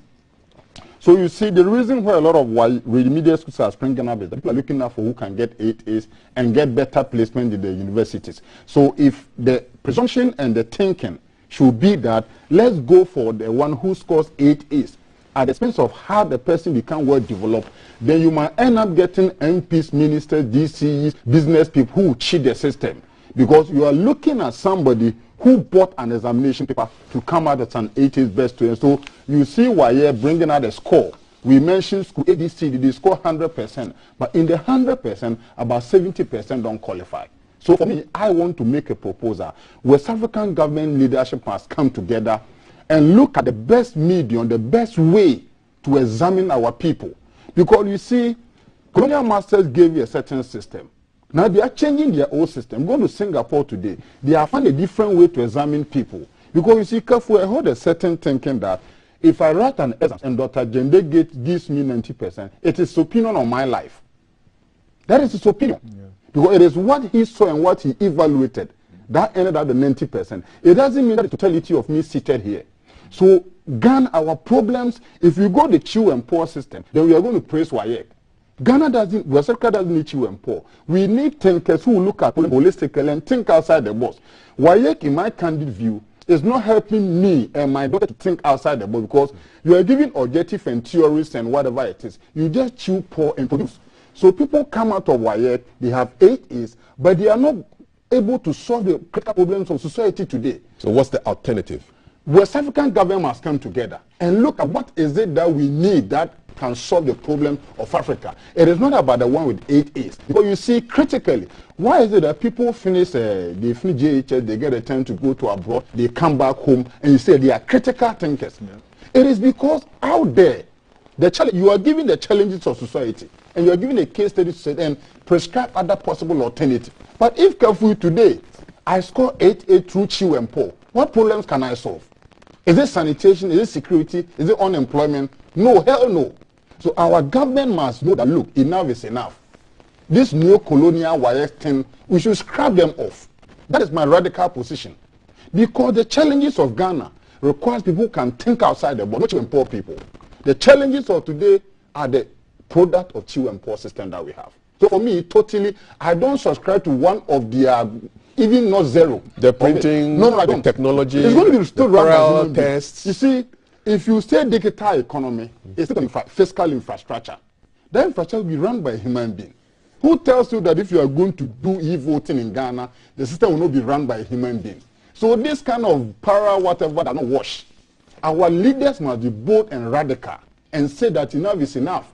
Because you see, you keep on eating the... Albert Einstein said that insanity is when you keep doing the same mistake, expect different result. You've done the same thing for 20 years, you are getting the same result. Why don't you change the position? Why can't African leaders say that, okay, WAEC, let's give us a break, give us 5 years. Let's have a tailor-made examining system and see if the challenges of Africa can be changed through that.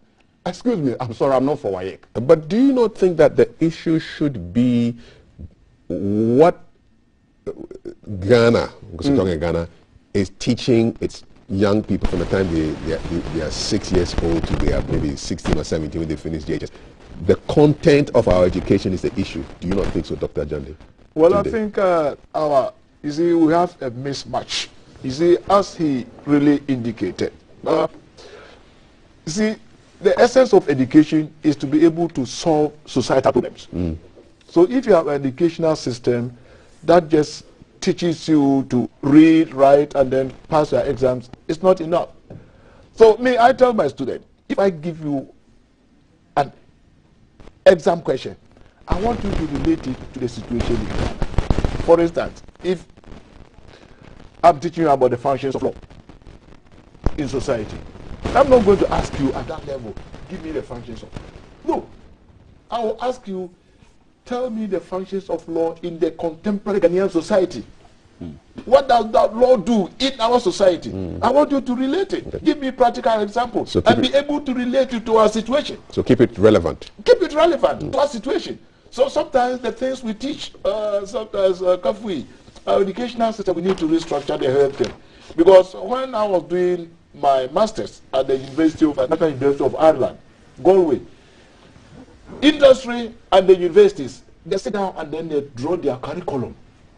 Because they are telling them, look, these are your products. These are what we need. Maybe your product do not meet our needs. So they sit down with the universities and then they draw the curriculum together. So that, for instance, you want to be a corporate lawyer. You can't read a balance sheet. You can't read that income statement. It's not possible. The accountant there will go and bully you in court. So for you to become a corporate lawyer in the Republic of Ireland, first and foremost, you have to do bachelor's of corporate law, where you do some business, you do accounting, you do all that before you go to do the LLB. So that when you go to court and then a balance sheet, income statement is put before you, you understand it and you can interpret it. So industry and academia must sit down together to design what the students should be learning. What society needs. Because you are producing products for the market and your product should be bought by somebody. If you produce, you come out with products which cannot be sold, then what is the essence? But that is the problem we have in Ghana now. We make products which we cannot sell. Instead of responding to the market first. Yeah, you have to look at the needs of society, not necessarily the market, but actually what society also needs. But you cannot ignore the market. All right. What do you think? Let me share something interesting. Yeah, briefly, go ahead. In my university days, level 100, we did a course called Geographic Thoughts. And we had a Nigerian in that class. I remember this story. And the questions were discuss. So they brought the question, I think the Jones Cote building N4, that classroom. We're writing the exams. Then he called the examiner that, sir, one person cannot want to grow.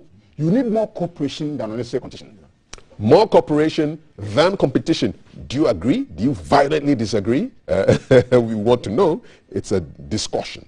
Okay, 055-556-1034. Here come the comments. This is from Prosper Yao Agbeku, who is a math tutor at Fafraha Community SHS, Fafraha at Denton.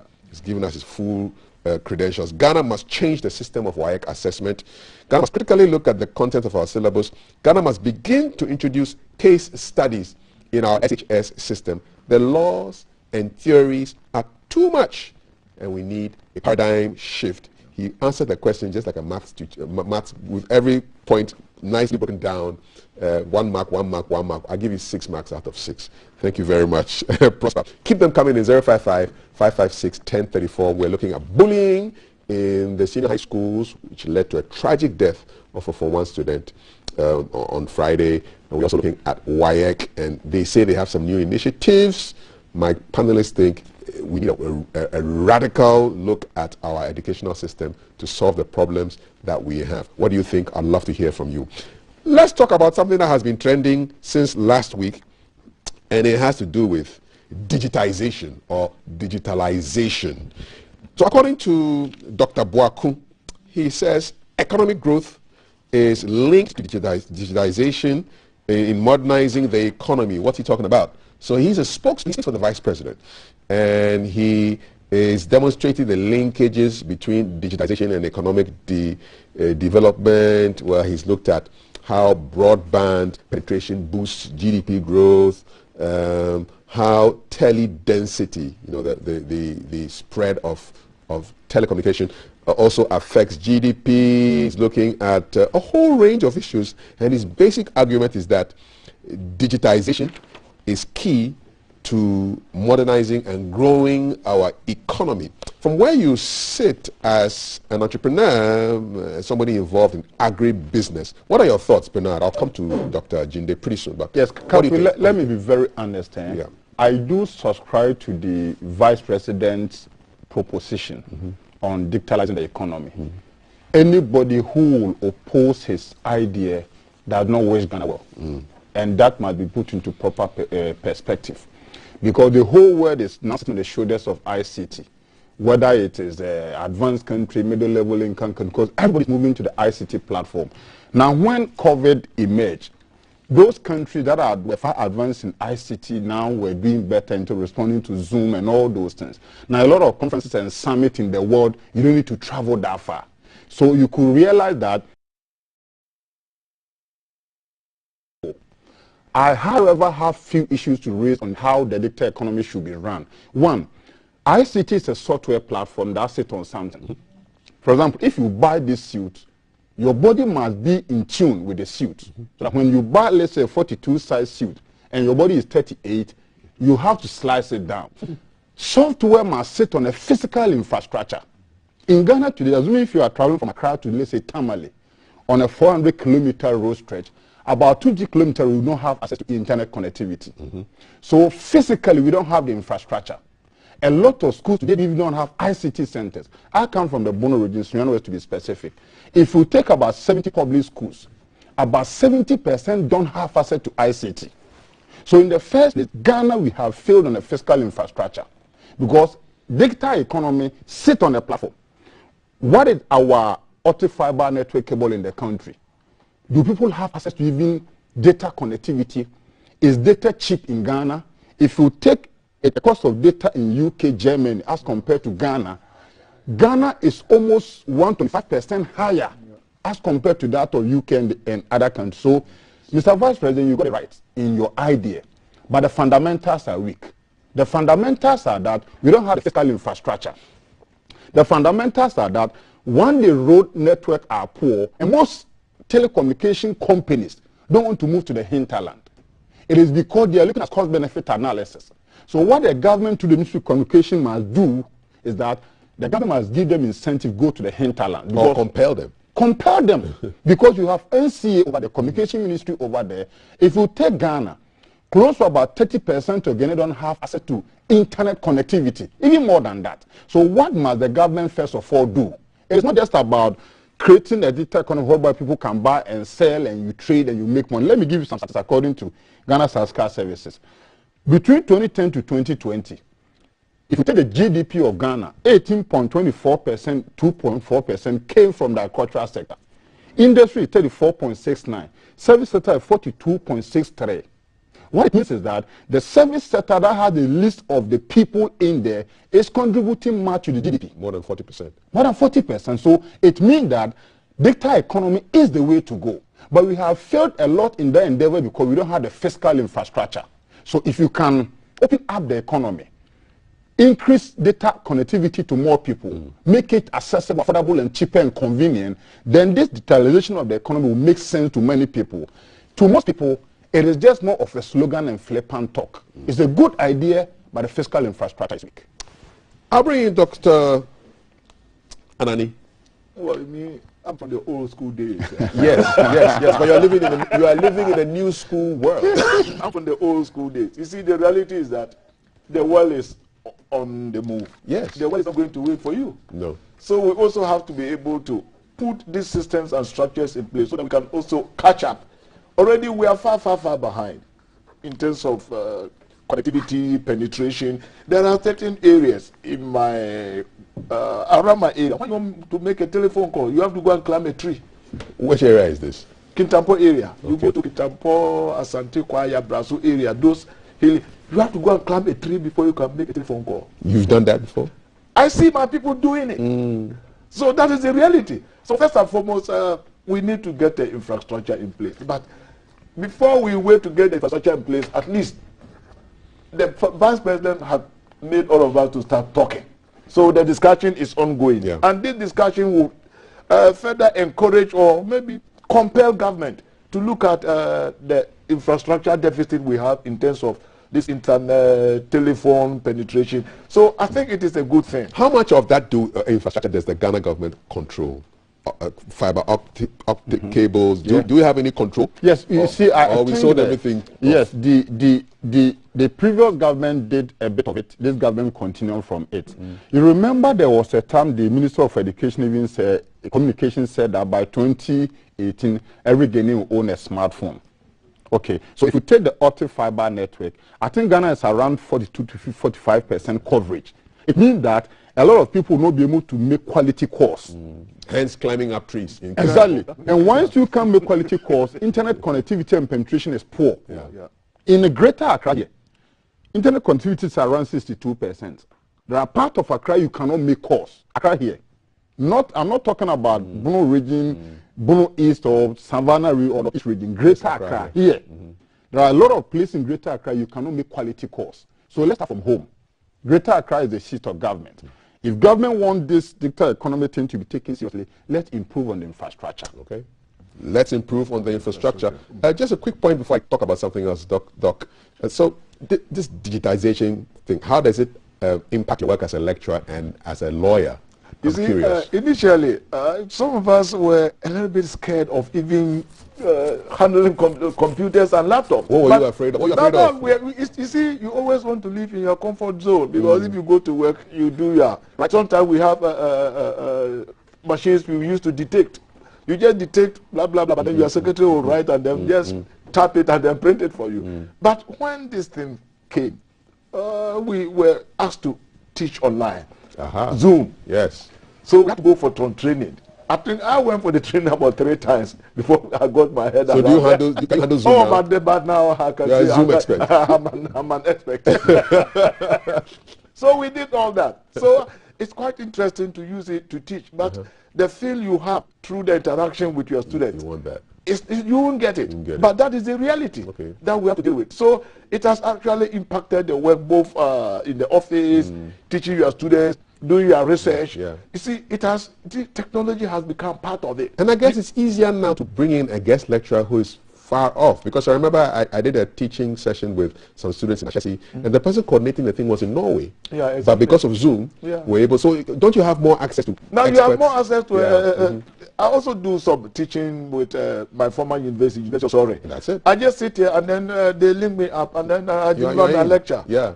That's it. And then From the comfort of your office. You get your pounds, which is most important. How about law? How about the study of, how about the practice of law? How has digitization affected your work as a lawyer? It has affected it because now if you go to most of the courts, most of the courts have been automated. Formerly, judges have to sit down and write. And these days, you go to the new court complex here. You know, it has seen some remarkable improvement. And even there are cases where you can link up with other lawyers and then exchange documents. So this is moving on. So whether you like it or not, it has become the order of the day. You cannot stay away. So either you jump in or you'll be left out. So you are glad you joined the train? No, I'm glad. I'm glad the world is moving. You cannot continue to think 50, 30 years back. No, the train is moving. The train is moving. So you have to move. Get on board. Or the train goes and leaves you. We don't want that to happen. Kafu, there's something we need to look at.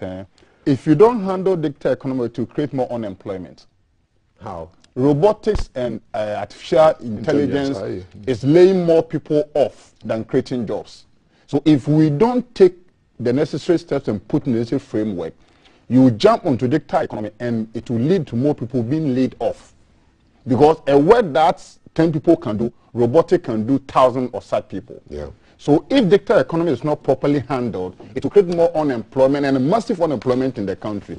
So yes, it is good, but let's put in place the framework, the ecosystem, so that you don't bring in digital economy that leads to loss of employment for about 10 people, then you start shouting that digital economy is leading to increase in your GDP. That is suicidal. So you need to weigh everything up. Let's take a couple of comments on what you've heard so far. They are coming in on 055-556-1034. Good morning. I agree that WAEC needs a radical review or overhaul of the operations. Over the years, it appears its way of operations has promoted students who gamble to pass exams rather than holistic training to meet the market needs. Thank you so much. More messages coming in, thick and fast. This is her. Okay, so I want to jump on to the next one. Good morning.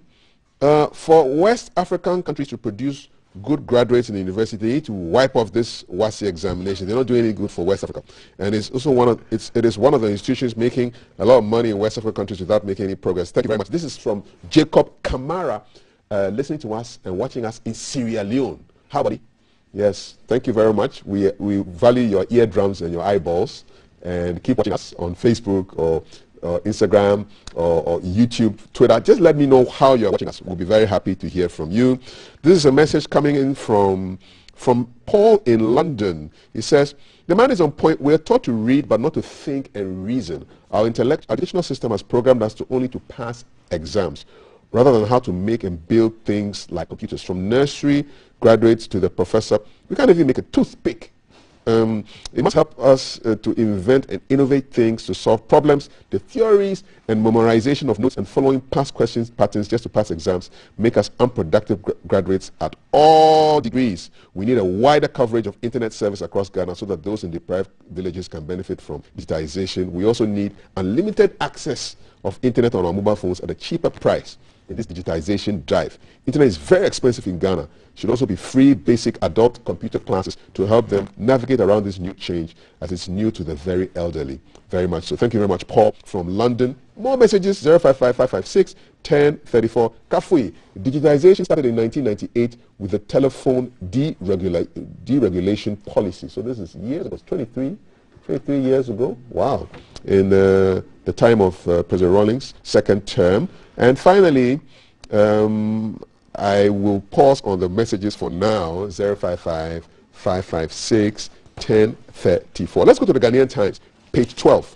And a more extensive coverage of this topic will happen with Thelma in the next hour. But this is the headline. Constitution does not allow Speaker to waive MP's immunity while performing parliamentary duties, says Mahama Ayariga, MP for Boku Central in the Upper East region. He says the Speaker could only hand the MP to the police if the MP voluntarily surrenders himself or herself to the security agency. I can bet you my last peswa that I don't think Mr. Susu is going to be surrendering himself to the police anytime soon. But it's a standoff, a face-off between the police and the parliament. And public is looking on to see where this will end. The last we heard was that Mr. Sosu, MP from Medina, who was invited by the police but declined, is supposed to be going to court. The police have gone for some court order to compel him to visit the courts. As a lawyer, what do you make of this standoff, which has been happening now for over 2 weeks? What's going on? You see, first we have to look at the purpose of this immunity. You know, it started way back during the time of King George, where they realized that King George of the UK. This is a long time ago. It's a long time ago, almost 400, 500 years ago. Okay. Because at that time, the king was supreme. So gradually, when people started meeting and then people began to form themselves into political groupings, it was realized that the king had too much power. So we have to find a way to protect lawmakers against the dictatorial tendencies of the king. So that is the system that has continued. So in our constitutional amendment, we put in place these immunity provisions to ensure that if you have a very cunning government who can decide that, well, I have a very important bill before Parliament to pass through, he can decide to arrest about 5-20 of their MPs who may not be able to attend to that meeting. So that you get the numbers. He can get his numbers. Okay. So it's also an attempt by the constitutional framers to ensure that we protect the members of Parliament in the performance of their duties. So if you look at Article 117 and 118, the provisions are there. But the question most people begin to ask now is, when can you say somebody is performing parliamentary functions? To God, the Constitution says going to, coming from, or attending at.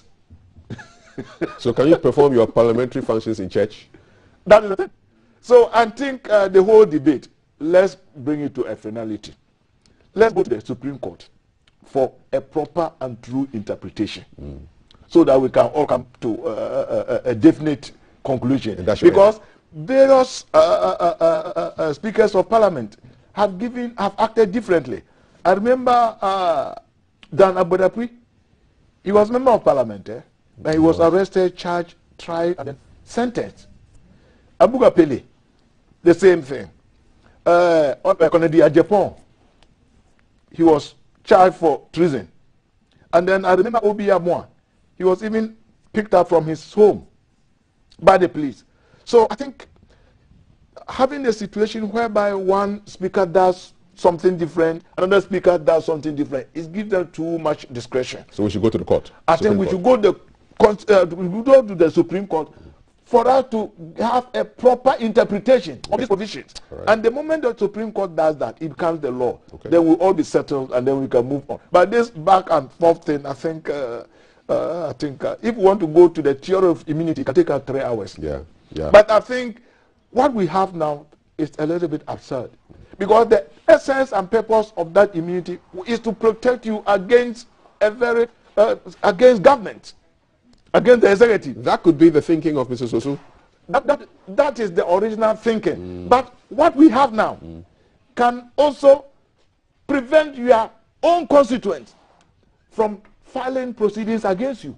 In case you are, assuming you are married to a member of parliament, and for 1 or 2 reasons you want to divorce, you cannot serve that divorce on your own wife unless you go through parliament.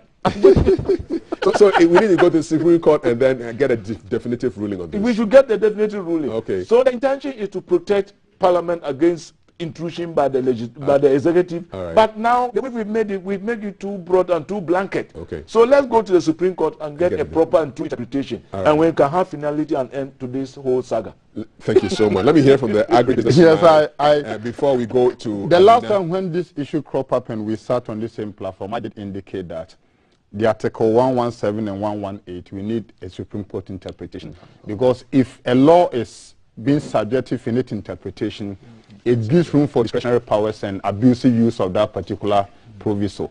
Because now a Speaker of Parliament who is maybe, so to speak, aligned or has a certain favorite aligned to somebody might be tempted to interpret that particular provision in line with what he thinks. So the long and short is, let's all go to Supreme Court, get finality, and at the end of the day, sleeping dogs will lie. Okay, sleeping dogs will lie after hopefully the Supreme Court gives us a finality on that.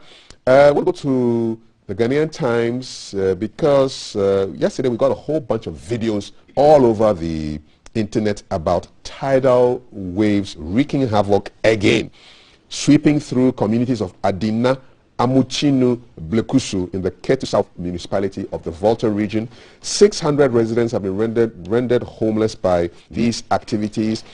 Is it climate change? What's going on?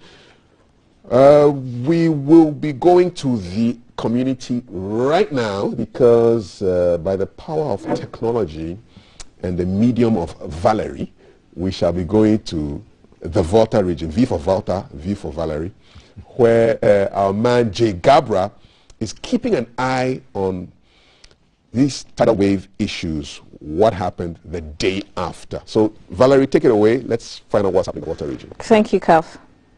So a day after, we are going back to Adina. Jay is already on standby. We're going to find out what happened because the videos we saw over the weekend showed that some the seawater had crossed and a lot of people had lost their homes and some places were submerged. And so Jay is on the screen behind me. Jay, good morning. Very clean beach behind you. What can you report? What's happening in Adina?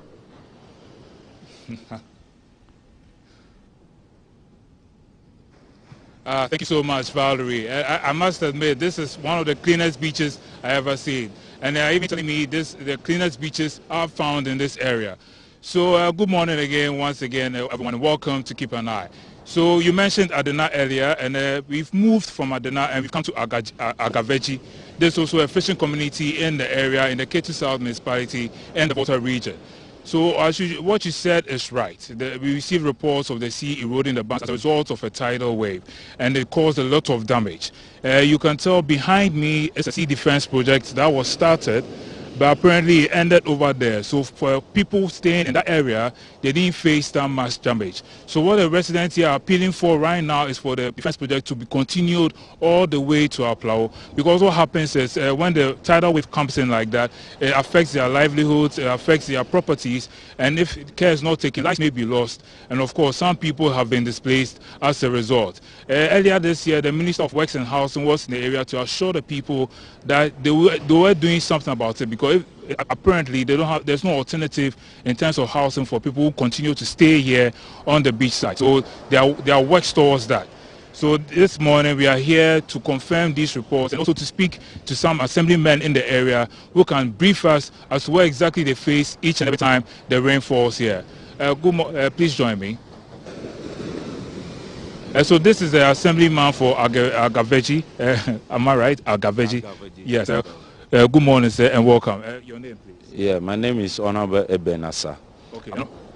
I'm assembly member for Agaveji Electoral area. Okay. And this is what happened yesterday. And then the tidal wave really displaced my people at Agaveji community. And then now they are rendered homeless. As you can see, the tidal wave continued hitting the road. And then yesterday it crossed to the lagoon, the Keta Lagoon. And then the houses were there too. And then that yesterday to this morning, those houses were really affected. And we are calling on the government to come and speed up the sea defense that they stop, and they should come and continue it to Aflau. This is what we are calling for. Do you know why they stopped the sea defense project? Yes, they said that they will continue because they are not having enough funds to continue the project. But they are sure. The Minister for Works and Housing, Asenso Bochi, he was here and he promised this very community that by the close of this year they will continue the sea defense. That's what we are hoping for. Okay. Yeah. I've been joined by the assemblyman for the Adena area, and I just want to ask him how long this has been happening. Good morning, sir. You're welcome. Your name, please. Good morning. I'm Honorable Johnson Agbeko Suze, assembly member for Adena electoral area. Okay. And this has been happening for so long. Which communities usually get affected by this? It's Gaveji, Amutinu, Salakopa usually get affected. But now it has affected Adena electoral area as well. Okay. Yeah. So what was the extent of damage from your side? Did anybody lose their lives or property lost? What exactly happened? We lost property, but no one has damaged his life. We lost property, about 50% properties that has been lost. Yeah. So have you appealed to your MC or any of the ministries to come to your aid in terms of perhaps NADMO? Has NADMO come in to intervene or sent you any relief items that you know about? Yeah, the MC was here yesterday. He did a marvelous job for us yesterday. He was here and he helped people to remove their items from the water. And he also called on NADMO. NADMO came here, and because it was weekend, so NADMO could not do anything. They promised they'll be coming back today to give us some relief items to save our people. So we are looking forward to hear from them. Okay, I was asking earlier, why is it that, is there no alternative in terms of housing for those of you who live in this? I know your livelihood is basically fishing and all that, but isn't there a way you can move further away from the sea instead of staying so close? Because you can see the extent of the damage and you don't know if you are seeing the sea or you're looking at the lagoon. So is there any way you can find an alternative instead of staying so close to the sea? Thank you very much. You answered that question already. This is our livelihood, and we cannot even stay far away from our livelihood. We are in the fishing communities. So what we need now that we can stay close to our livelihood is sea defense. So we are calling on the government to do something for us. When you see, when you go to Blekusu, the sea defense stopped over there in Blekusu in I think it's 2016 that way. But when the government came, from 2016 up to now, he has not done anything. If really he cares about Ketu South or he cares about people in the Volta region, from 2016 to 2021 now. They could have done something about this. We will not be here suffering for this tiger waste for now. Okay. So we are appealing on the government to intervene for us. Okay. Thank you so much. So I'd just like to ask you one last question. So how long has this been happening for residents here? He just mentioned from 2016 up to now. Is this something that happens every year? Yeah, it do happen every year. It do happen every year. And when it happened, this time around, it affected 72 households at Agavaji community. When it get to Salakopa Mochino, I think it affected 34 households, and then Adina yesterday. But no lives were lost there as well? No lives were lost. Yeah. Just the properties? Just okay. the property. So if I'll give you this point to appeal to your MC or the minister, whichever person you want to appeal to who can help you. NADMO is supposed to be here this morning, but once they are not here, if you can just send a friendly reminder that you are still here, you need your aid, that will be of some comfort to you. So. Yeah, let me use this opportunity to plead to our authorities, especially the Minister for Works and Housing, the promise that he made to the people of Agavaji, Salakopa, Mochino, Adina, that he will come back and continue the sea defense. And we are calling on him again that this thing is very terrible. And we are losing a lot of houses and properties here. So we are calling on him to speed up the sea defense project from Agavaji down to Aflao as well. And we are calling on our MP, the way she's forcing the parliament, and then the speaker they should join their forces together so that we resolve this solution once and for all. Thank you very much. Yeah, thank you so much. So you now have the final word. Is there anything you'd like to say in terms of, we are wrapping up the conversation? What do you have for us? I will just have my final conclusion is we are appealing for the government to intervene for us quickly so that they can do a sea defense for us, so that we are no more thinking about our livelihood, our houses, but we are thinking about the road that link from Keta to Aflao. Is a major road. When we see cut off this road, we will not have any alternative from moving here to Aflao. So we are appealing on the government to intervene quickly. Sorry, you just mentioned Aflao. So does that mean if the defense project is not done, there's a likely chance it might affect those who are heading into Togo? Yes, those who are moving from Keta to Denu to Togo to Aflao, it will affect them. They will not have the chance to move to Togo again. They will not have the chance to move to Aflao Denu again. We, even from Adina, will not have the chance to see our colleagues in Gabeji, Abakusu, down side again. Yeah. Thank you so much. So these assemblymen are appealing to the government, the Minister of Works and Housing as well, and to their MPs and MCs, and NADMO as well, to come to their aid as possible. I believe one of the best solutions to be buildings that are hazard-free, that can withstand this and be quite robust for these kind of locations, because even on the coast, it should be breezy and all. And I'd like to commend them on how neat their beaches are. Their beaches are really, really neat, and so I pray the government comes to your aid as soon as possible. So this has been Keep an Eye from Agaveji fishing community here in the Volta region, the Ketu South municipality. Back to you, Val, and the studio. Jay, do not go yet. I want to know where the displaced persons are. If you could ask the two gentlemen who are standing by you, because they are from two different areas. So if you kindly ask them where the displaced people are, we'll be glad. Oh, yes. Okay, yeah, that was from the Agaveji assemblyman. Sorry, let me just ask him again so you are certain of that. So the displaced people we are talking about, are they from your end or from the Adina side? Yeah, the displaced people, the household is 72 at my place, Agaveji community. When you get to Salakopa Muchino, it's 34 household. And then Arina is 35 household. Been displaced yesterday by the tidal wave. And as you can see the electrification project along the road.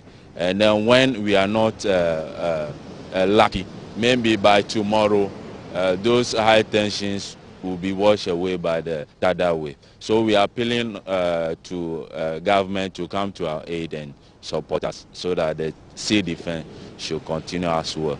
You can see our pipe-borne water, the pipe that they lay for us for our pipe-borne water is just by the roadside. So we are hoping that they should come to support of this sea defense project so that we can be safe at Agabadi. So is that a sea or the lagoon I'm looking at presently? Yeah. Just yesterday, and when the incident happened, then it formed a bank. We call it a bank. So it formed a bank. It's the seawater. It's the seawater. And when the major sea, the tidal wave flow into this one, then it gets to the road, and then also extend to the lagoon. And that's the Keta Lagoon, right? Yeah, Keta Lagoon, just by us, just by the road. Okay. That's just on the other side, on the other side of the rail. So Val, I hope that clarifies the displacement issue for you. Can you listen for a second? So the displaced people, those whose houses were submerged over the weekend, where are they currently? Did NADMO give them an alternative place to stay, a temporary place? Like, where are they? The displaced people, I mean. Oh, okay. I get the question. Right. Oh, okay. So, President, you mentioned 72 people or so from your side. Where are they right now? Have they found an alternative place to stay, or they are still in those houses? They are still in those houses because they don't have any place to go. And then yesterday, I insisted by talking to them that they should go and join their friends, wherever they are. They should go and join them so that they can have a way of living yesterday. So by today, I hope we still engage them again so that we can find a solution to their problem. Isn't that dangerous, staying where the incident happened? What if it rains again and then there's another tidal wave? Is that not going to affect them? Yeah, it will affect them. Really, it will affect them because as I'm speaking now, we don't have any place to relocate them. So yesterday too, the MC was here, and then this is what we lament on yesterday. So we just talked to them that they should go to their neighbors. Those who were not affected, we talked to community members to assist them. This is what we do yesterday. We have done yesterday. Thank you so much. So I guess at this point, I'd also like to appeal to the Minister for Works and Housing to come to their aid as soon as possible. But of course, when disasters like this happen and they are displaced, they need another place to stay. So their livelihoods are affected, their properties, and fortunately, no lives were lost. But we don't want it to get to that point. Right. Thank you, Jay. That was Jay who came to us from the Adina area, where two separate areas have been affected by tidal waves and people have been displaced, homes have been submerged. And so we are asking the authorities that be to lend a listening ear to people from that area. The hashtag to follow is still GTV Breakfast. I'm handing over to Kaf and his gentlemen who are discussing what's trending in the newspapers, on online portals. The hashtag to follow is GTV Breakfast. Thank you very much, Honorable Valerie, for your report. Couple of issues I want to give my guests before we leave. Short term, NADMO should be up and about, but we heard from the respondents that they said NADMO said it was a weekend, so they couldn't sort them out. And then long term, the sea defense issue, which the Works and Housing Ministry needs to take account of. Your thoughts on this briefly as we go. I think ahead of this Keta Sea Defense Project, when I was still at Ghana Institute of Journalism. So I think I thought this program had been completed already, and then people could live their normal lives. But I'm surprised that this thing keeps coming. And this tells us about the way we do things. You start something, somebody comes, it doesn't continue, and then you see people's lives are affected. We are not just talking about numbers. We are talking about real people facing real problems. So I think, I understand the Minister for Works was there last week or last 2 weeks. I hope this one should make a sit-up so that they could, we should be able to solve some of these problems and then move on. But if we continue going back and forth on the same issue, I think it's been taking too long. So government should sit up. Sit up. And if I would add them that if no government is listening to them, they should start demonstrating. Because in Ghana now, if you want to be listened to, you demonstrate. You demonstrate. Somebody also going to organize one because of my road from Kintambo to my village. Yes. It's only 23 kilometers, but the bridge has broken down. They started the bridge since Kufuor's time, but the bridge has not been completed. About 40 communities have been washed away. They cannot come to Kintambo market with their product. So next week when I go there, I'm going to organize them. We also hit the street. Please inform the police. Yeah, I will do that. Yes. I know what to do. Every other act requires me to give them five days notice. And you shall do it. I'll look at it from two perspectives. Yes. I think NADMO should not always be about management. We need to look at how we should be able to preempt some of these occurrences. Ghana has a disaster radar map, and they know which areas are prone to some of these risky kind of stuff. Let me talk about the long term. I'm much focused about finding lasting solution to issues than focusing on the challenges. Ghana has what we call the Ghana Infrastructure Investment Fund, GIF. And the essence of GIF was to leverage on government investment platform to raise funding for some of these social and economic issues. In my candid view, it was GIF that government leveraged to put up Terminal 3. So in putting up Terminal 3, the government did not put down a penny for Terminal 3. All government did in those times was to leverage the platform to say that, okay, government of Ghana want to put up one of the best airports in Ghana. You're giving you, let's say, sovereign guarantee, anything.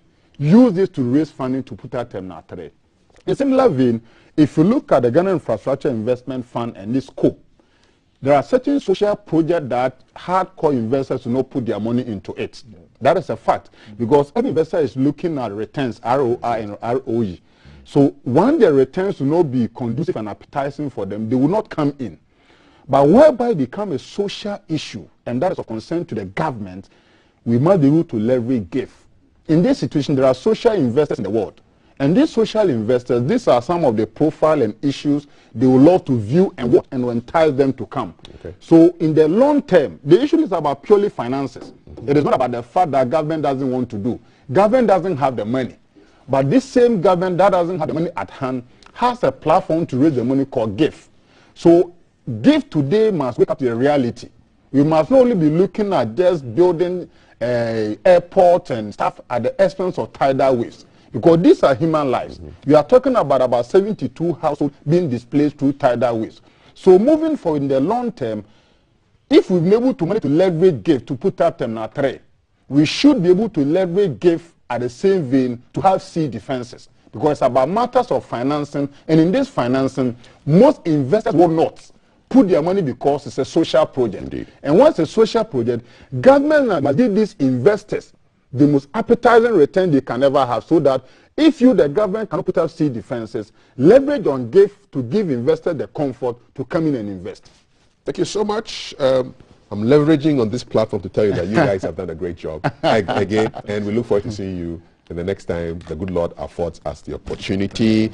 The previous speaker is Bernardo Drotechi, Regional Coordinator for the Commonwealth Alliance for Youth Entrepreneurs, West Africa, and Dr. Kweku Anani Jinde is a corporate governance expert. He's a lawyer and a lecturer at the Jimpa Law Faculty. Gentlemen, thank you so much. A couple of messages before the next conversation, which has to do with police v.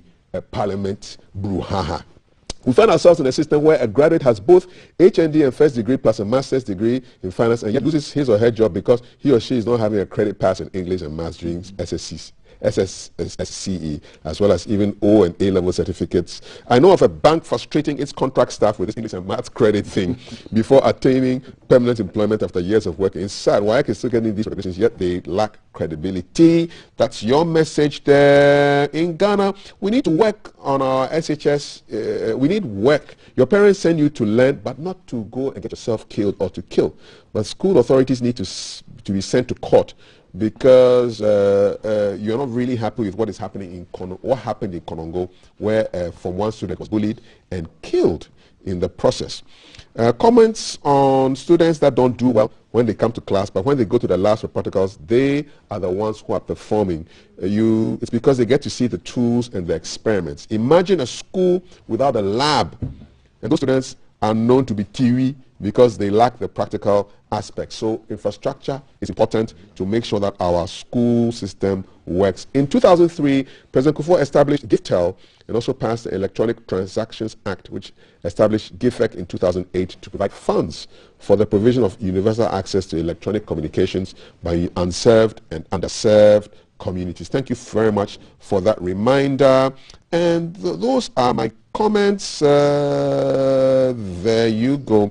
You know of public schools which ask students to drop 400 CDs for their BEC exams. Is it examination registration fee? What kind of fees? Give us more details on some of these things. Thank you so much. 055-556-1034 is the WhatsApp number. Coming up, we'll be going to the Atewa Forest, Atewa Mountain. There's a mystery that is going to be unraveled and revealed on the show, a taster of it. And then Dr. Bernard Bingab is a lecturer and governance expert, and he's going to be talking about privileges, immunities, police, parliament, and all those issues.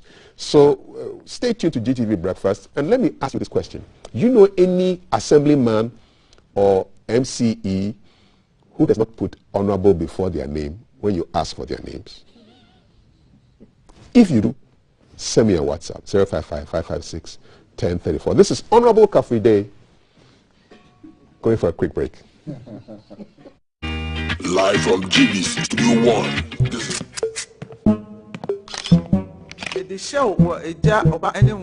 the Breakfast Show.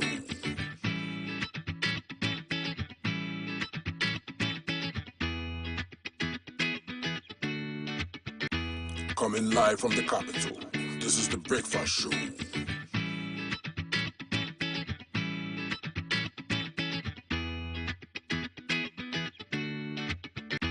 Coming live from the capital. This is the Breakfast Show.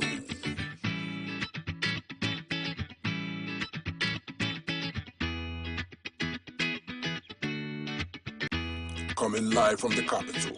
This is the Breakfast Show.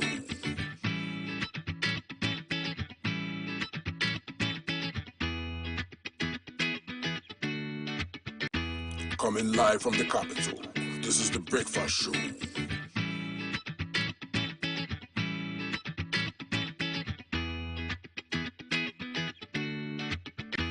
Coming live from the capital. This is the Breakfast Show.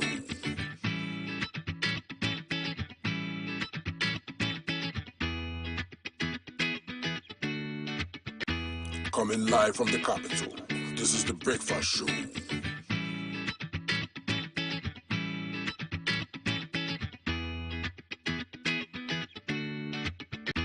Coming live from the capital. This is the Breakfast Show.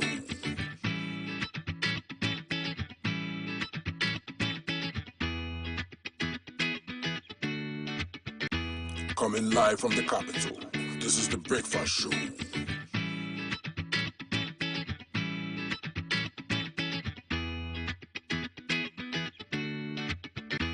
Coming live from the capital. This is the Breakfast Show.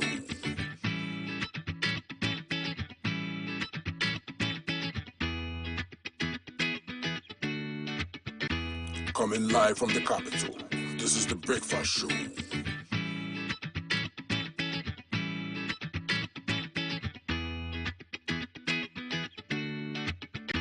Coming live from the capital. This is the Breakfast Show.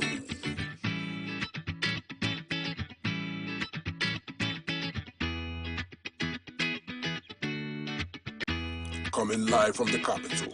This is the Breakfast Show.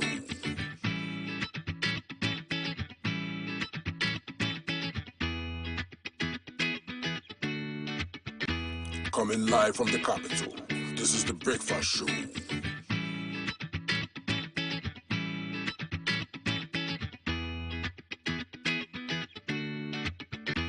Coming live from the capital. This is the Breakfast Show.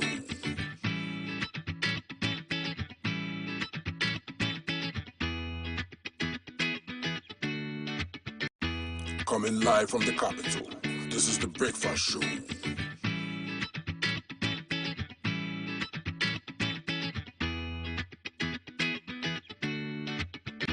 Coming live from the capital. This is the Breakfast Show.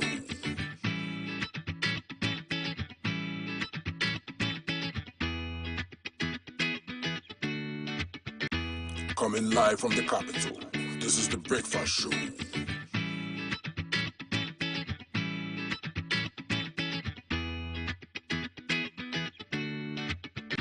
Coming live from the capital, this is the Breakfast Show.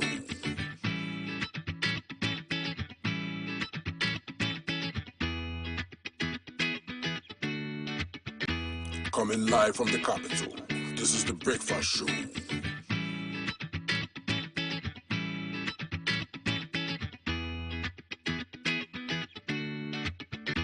Coming live from the capital, this is the Breakfast Show.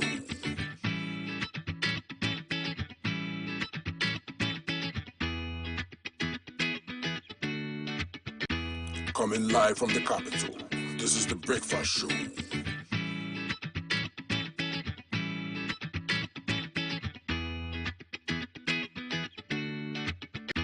Coming live from the capital, this is the Breakfast Show.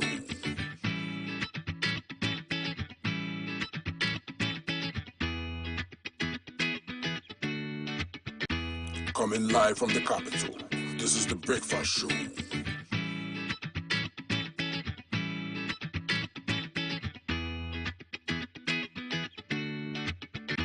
Coming live from the capital, this is the Breakfast Show.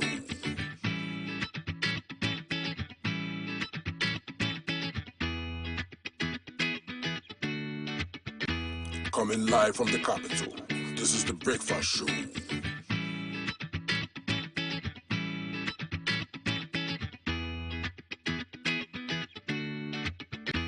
Coming live from the capital, this is the Breakfast Show.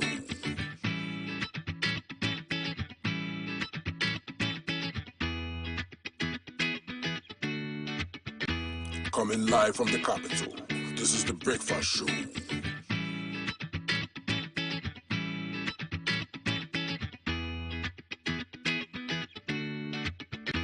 Coming live from the capital, this is the Breakfast Show.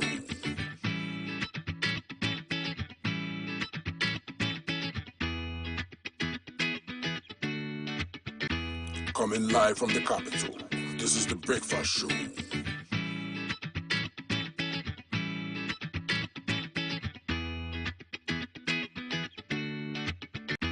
Coming live from the capital, this is the Breakfast Show.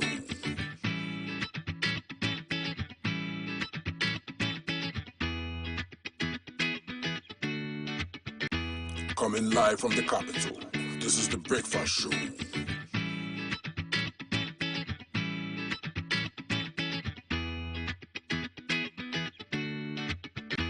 Coming live from the capital, this is the Breakfast Show. Breakfast on GTV, we are proudly sponsored by Awake Purified Mineral Water, Shield Acrylic Paint, and Adonko Next Level Energy Drink. Lufat brought us the health check segment. Just gone by, we've looked at what the papers are carrying today, and now we settle into a discussion around a topic that's been widely circulated, widely spoken about across media platforms, traditional and social. It's about the murky issue between the police and Parliament over the matter concerning the MP for Medina, Honorable Francis Xavier Sosu.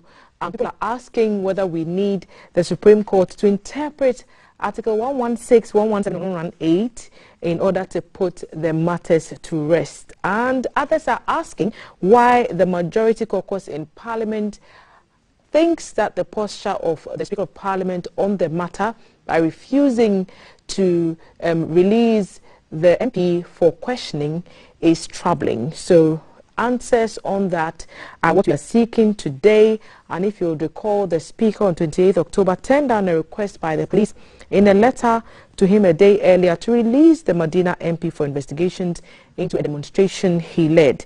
And that answer was contained in a letter signed by Nataria Oche, the Deputy Director, Legal Parliamentary Service, and he said in that letter, in a quote, "I'm directed by the Right Honourable Speaker to inform you that the proceedings for the third meeting of the first session of the 8th Parliament commenced on Tuesday, October 26, and having regard to the limitations of Article 117 and 118 of the 1992 Constitution of the Republic, he is unable to release the Member of Parliament as requested in your letter of October 27. So what do all these mean, and what is the way forward if indeed there is out of this situation? I've been joined by a governance expert and also the Dean of Student Affairs of the University of Education, Winneba, Dr. Bernard Bingab. He's also a governance expert. Like I said, Dr. Bingab, welcome. Thank you. There's a lot of back and forth, with some arguing, especially the majority and minority sides, arguing that the Member of Parliament has to answer the police questions, and it has nothing to do with immunity, and it has nothing to do with privileges or abuse of such privileges. What do you think? What's your opinion on all this? Yes, thank you, and then good morning to our viewers. I spent some little time with Parliament, about 5 years, and trying to look at some of the things that they do. But even that not being an issue, if you look at our constitutional arrangements, it's very clear that, as you rightly put it, from Articles 116 running to 118, provides opportunity for some level of immunity to be provided for our members of Parliament, which is the legislative wing of our governance architecture. Now, there are good reasons why these provisions have been provided.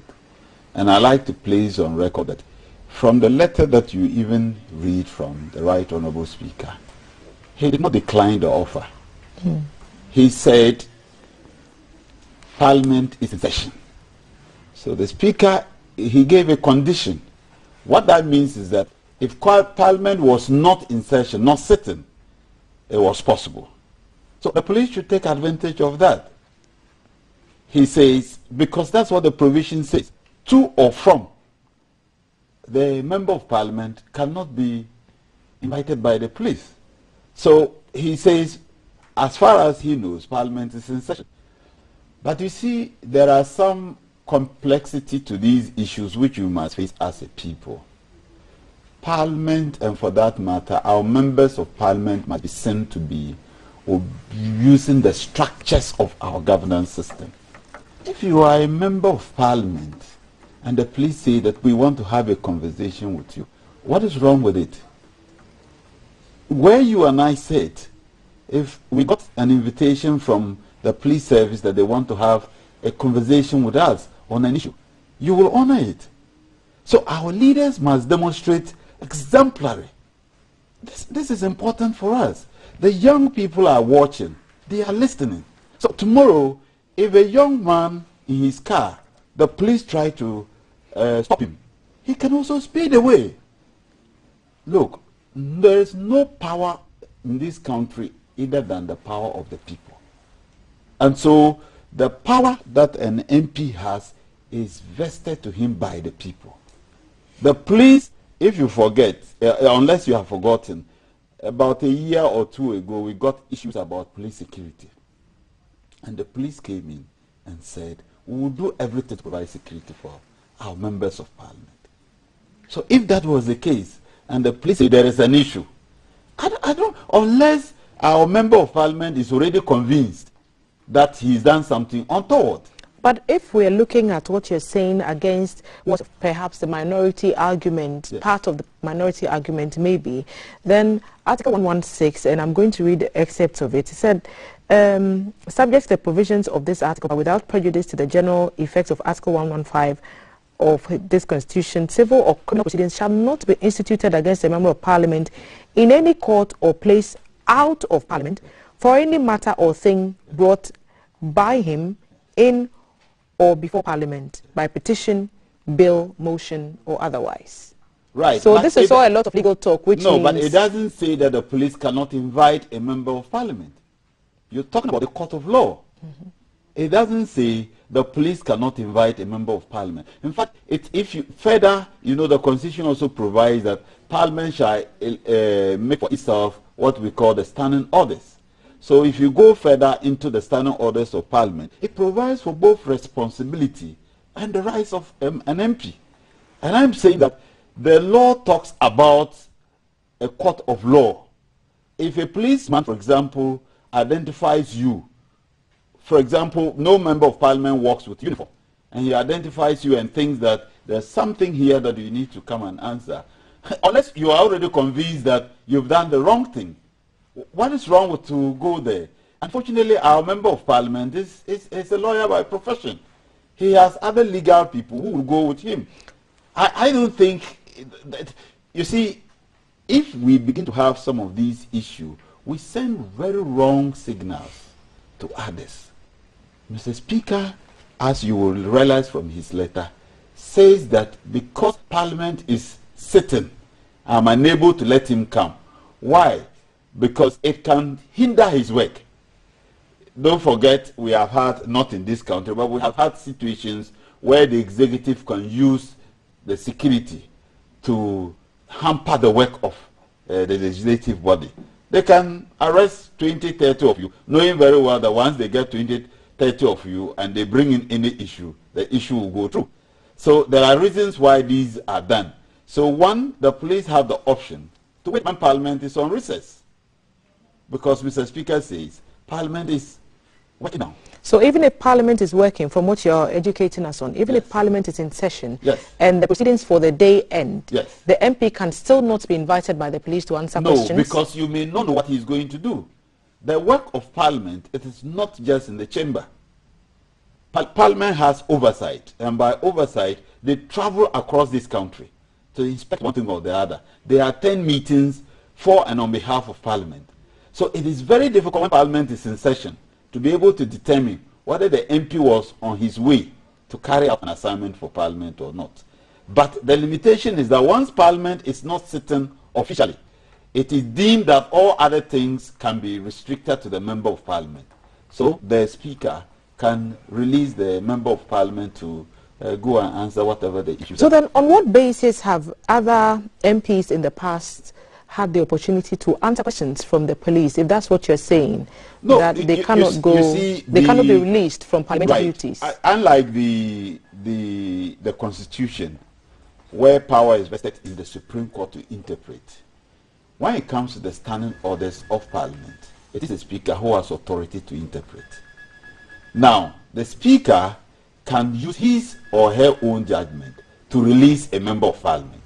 And as you're aware, in the past, if you also recall the statement issued by majority, they said they started with a convention where the Right Honourable Speaker will invite the police to come to the presence of Parliament, and the Speaker's conference room, the Member of Parliament is invited with his lawyers, and they sit there and they have a conversation.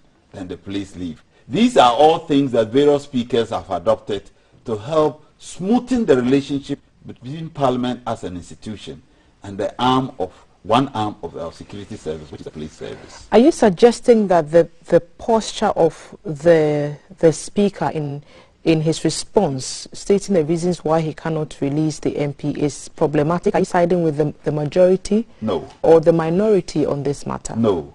I have said two things which are important. One, that as people in leadership, we must demonstrate to others who follow us what it is to be. The younger people are watching. On the other hand, I am saying that the Speaker has not faltered. So he's well within his rights? He's within his limit. The law says he has to release the Member of Parliament, and he needs to use his judgment. He says currently the Parliament is in session. What that means is that if Parliament is not in session, I can release him. That's what it implies, at least from where I sit. But the point I'm making, which is important for us, is that there is the need for Parliament and the police service to work together. Don't forget what the public order says. Before the MP and his team went on the demonstration, they had to write and inform the police service. What that means is that the work of the police service is an integral part of what Parliament does. So when you find the two institutions at loggerheads, it's not healthy for our democracy. And the young ones are not learning. They are not learning. We will be sending very wrong signals. These matters have been dealt with without even coming into the media space. How could it have been dealt with without it? Supreme law of this country gives Parliament to enact its what we call the standing orders, and it is the Speaker who interprets. Again, provisions are made that it is the Speaker who releases the Member of Parliament once the police or any institution needs the Member of Parliament. So we should not expect, for example, the Supreme Court to come out to clarify any of these articles 116, 117, 118. I haven't said that. I have said that I am sure that the Supreme Court will rule in such a manner that will not be seen, that we will not be seeing the police and Parliament at loggerheads, because that's not helping for our democracy. But you see, there's one of the issues which I wanted to draw your attention to, which issue is about the Right Honourable Speaker could invite the IGP. He has received a letter. He could invite him and say, look, on this letter, this is this, this is this, this is this. The IGP may also share his ideas with the Right Honourable Speaker. I'm saying that for us as younger people, we look up to them.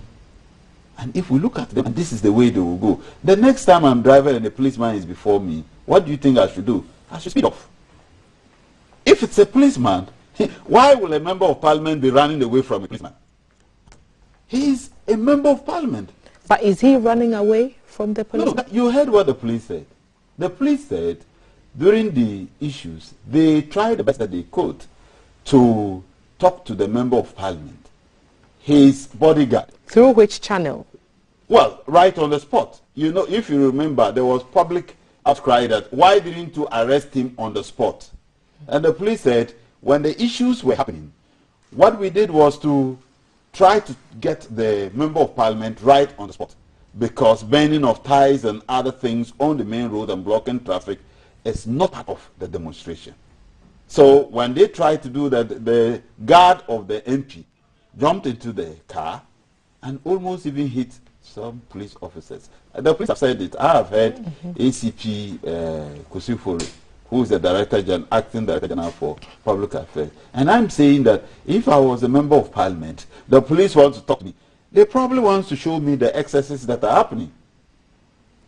Because some argue that in every demonstration, especially in our part of the world, especially in Ghana, when there's choboi, there's always a bit of, you know, lawlessness, not necessarily a full-blown crime being committed, but burning of tires and, you know, very, very active and aggressive mannerisms on the streets are very normal. And so some are saying the police should take this in their stride, because the burning of tires did not cause any physical harm to anybody. Traffic, yes. Road violations, perhaps, but not actual harm to any person in particular. Look, is that fair? That is not a fair comment at all. And as a people, I can understand where we have come from with my very little knowledge in history. Yes, because we fought for independence, we have instituted in our young people this concept of choboi choboi. How does the burning of ties resolve the issue of road problem? Come on, let's get to the issues. We have allowed people to drill away from the issues and deal with other issues. Sometimes even cause havoc. We are talking about global warming. We are talking about burning of lorry ties. Today, you and I can sit and say that it's not an issue, but I think it's an issue. We do not have the good roads. If we do not have a good road, that's okay. We want to go on a peaceful demonstration, that's okay. Let's walk the streets, get to where we want to get to. Let somebody speak to us. What has that got to do with burning of ties? Okay. How does the burning of lorry ties resolve the road problem that we are talking about? So, but it even damages the road more. That addresses some of the happenings on the ground at that demonstration. But back in Parliament, the majority are saying the Speaker's posture in itself is worrying. But, I mean, majority could also engage the Speaker. They are in the same house. They are coming from the same house. They should, you see, we need that harmony. When these kind of altercations happen, it is we, the citizens, who suffer more. When you begin to get this kind of rancor running around, where the parties we expect that they will team up are beginning to split, it has an effect on us as a people. So majority could engage the Speaker, unless they are saying that they tried to engage the Speaker and it was not possible. Again, minority leader also issued a statement. He could, or they could have also engaged the majority side. We must see this as a national issue. so that we come together to be looking for a solution. Otherwise, what we can do is GBC can also issue a statement, isn't it? We should look for everything that happened, and for most of us who live in homes, it is not that there are no problems in every home. Why don't you find the husband issuing a statement, the wife issuing, children issuing? And so my candid view is that the Right Honourable Speaker can engage the police themselves can seek audience to meet the Right Honourable Speaker, the majority can sit with the Right Honourable Speaker, can sit with their colleague. In any case, last week Friday, were they not in the house together? Why would they not sit down and ask themselves what is the best way out of this issue? I don't think a member of parliament should ever run away from the police, because the police are there to protect you and I. I don't think so. A member of parliament, like excuse me to use that, like a minister of state, who see the police and drive away. What are the police there to do? To protect you and I. I'm seeing a lot of statements lying around. The majority issued a statement, the minority issued a 4-page statement, quite a lengthy one. Right. And they're all seeking to state their own views and opinions on this impasse. Right. Is this likely to degenerate into bad blood between all the parties involved? No. We're talking about the police and parliament as one body, and then the police, leadership of parliament, majority and the minority, because in stuff, when it comes to parliamentary issues, we assume that the Honourable Speaker is a neutral party to any debate between majority and minority. Do we see this creating any kind of rift between the parties? No, or among the parties? I know that the Right Honourable Speaker is not in town. I am convinced that when he's in town, he will sit with all these parties. As a speaker, the more united your parliament is, that's both from a majority and minority, the more peaceful it is for you as a speaker. But from where things are now, there appears to be very little unity on this matter. The majority has clearly taken a stand, saying the speaker did not act in a manner that was not going to cause worry for future rulings and future happenings for MPs in the House. And the minority coming out to say, we also disagree. We feel that our member has not done anything to warrant this kind of behavior, and so presumably want to protect him at all costs. The minority even go further to say that the majority are trying to undermine the authority of the speaker, if I remember when I read the statement. But I can tell you that when the speaker is in town, this issue will be discussed and they will find a solution. You know, up to 95–98% of issues in Parliament, there are a lot of issues that happen in Parliament. It is about the 2% or 1% that they disagree on. And that is the one that we get to hear.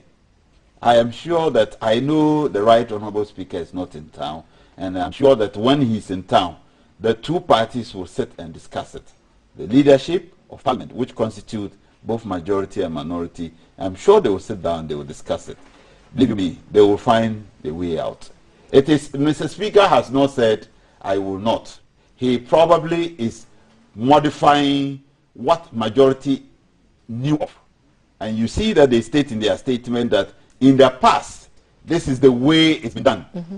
But even though we say governance is a continuous, it is not to say that every speaker must adopt what another speaker used. And that's why there was a need. Probably if the speaker had engaged majority or the leadership of parliament, which includes both the minority and majority, it's very possible that majority wouldn't have been coming out to issue a statement, because then they would have discussed it and arrived at the way forward. So the minority statement, a portion of it is saying that the majority leadership has lost its way for abandoning the truth and the facts of this Francis Ave-Sosu matter. And further down, they're saying the police neither invited him directly nor through the Right Honourable Speaker. No, but that's not accurate. You just quoted a letter from the Right Honourable Speaker, who made reference to the police requesting for the Honourable. So that's a portion of it that is referring to. I just want to focus on the police for a minute. Did the police follow the due process, in your opinion? Yes, they did. On this matter? They did. Because they wrote to Parliament. And that's evident in a letter replied by the Right Honourable Speaker through the Deputy Director for Legal Affairs. With the benefit of, is it hindsight, considering what the response from the Speaker's office has been now, yes, could they have done this differently? No, you see, there is an aspect of it which the police must also accept. You have written to the Right Honourable Speaker. The Right Honourable Speaker gives you reasons why he is unable to release the Member of Parliament. You don't take steps again to arrest the Member of Parliament, or as it were, get him from wherever he is, which you are aware of the issues that came thereafter.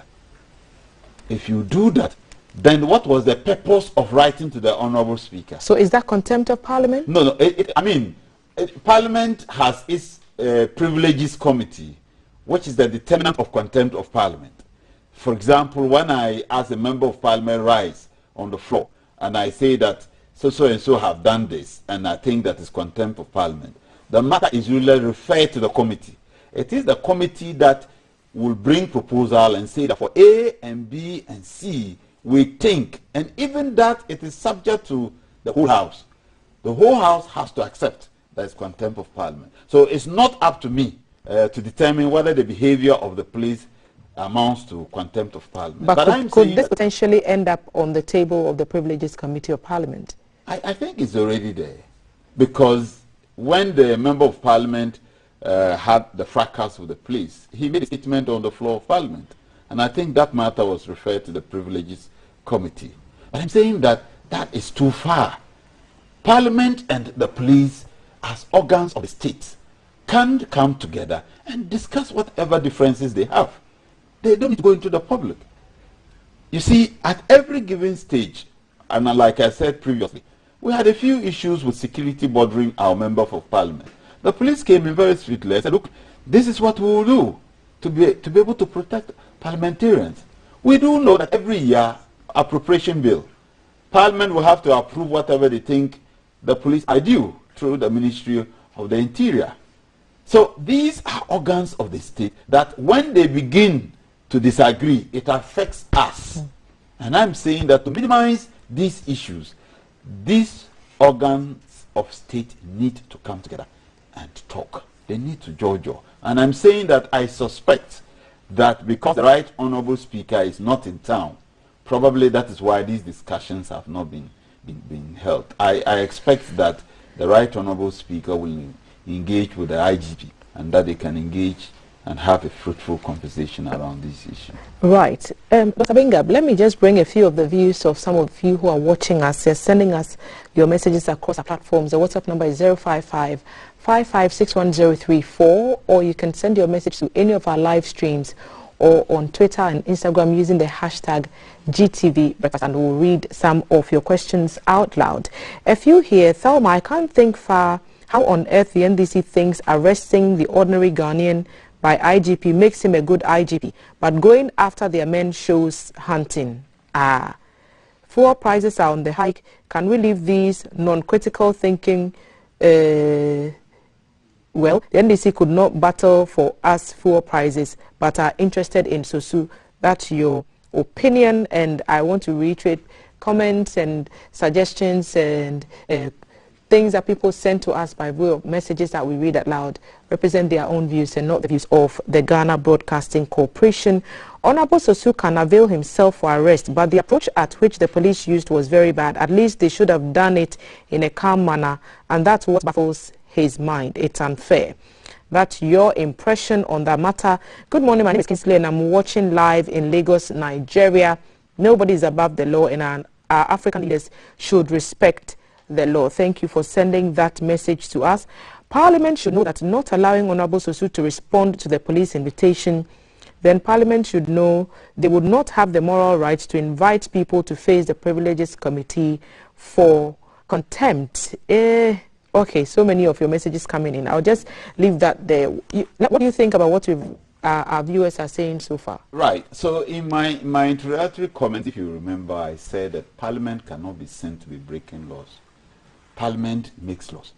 So every member of Parliament, in fact, when I did some small work for Parliament, as I said earlier, we have been looking at how the institution of Parliament can be protected at all times. And when we protect the institution of Parliament, it is about both responsibility and also about immunity. So you cannot take one side. Like I said, the police are asking that they want to have a conversation with a member of Parliament. I find it very strange that, excuse me to say, there were even we the common people sitting here. If the police say they want to see us, we will go. Except that when we are going, we may go with a lawyer, so that if any issue, the lawyer will advise us on what is it that we should respond. And we have also seen it in the past. We have seen members of Parliament appear before the police to answer one question or the other. So I don't think it's an issue at all. But like I said, and what you also read, you see, you have written to the Speaker of Parliament. The Speaker declines, but provides a caveat. So if I were them, then I will hang on the caveat.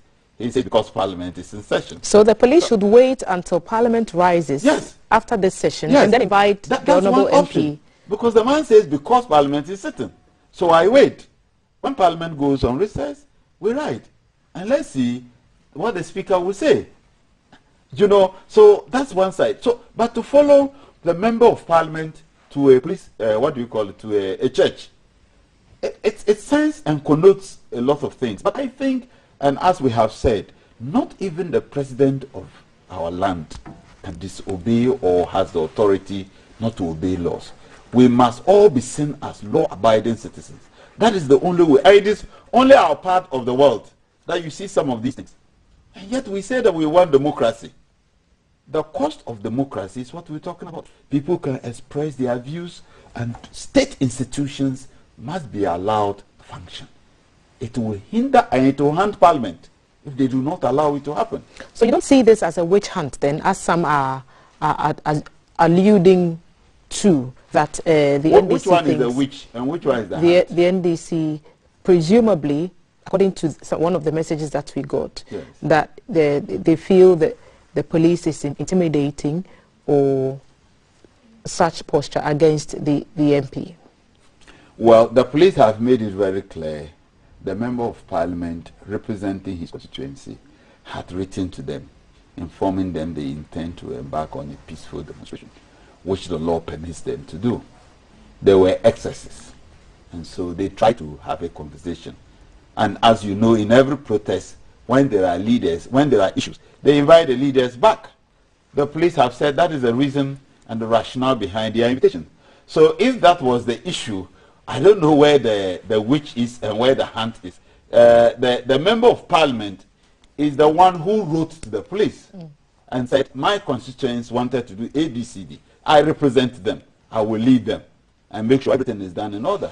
So if there are issues, the Member of Parliament should be more than willing to go and then have a conversation with the police.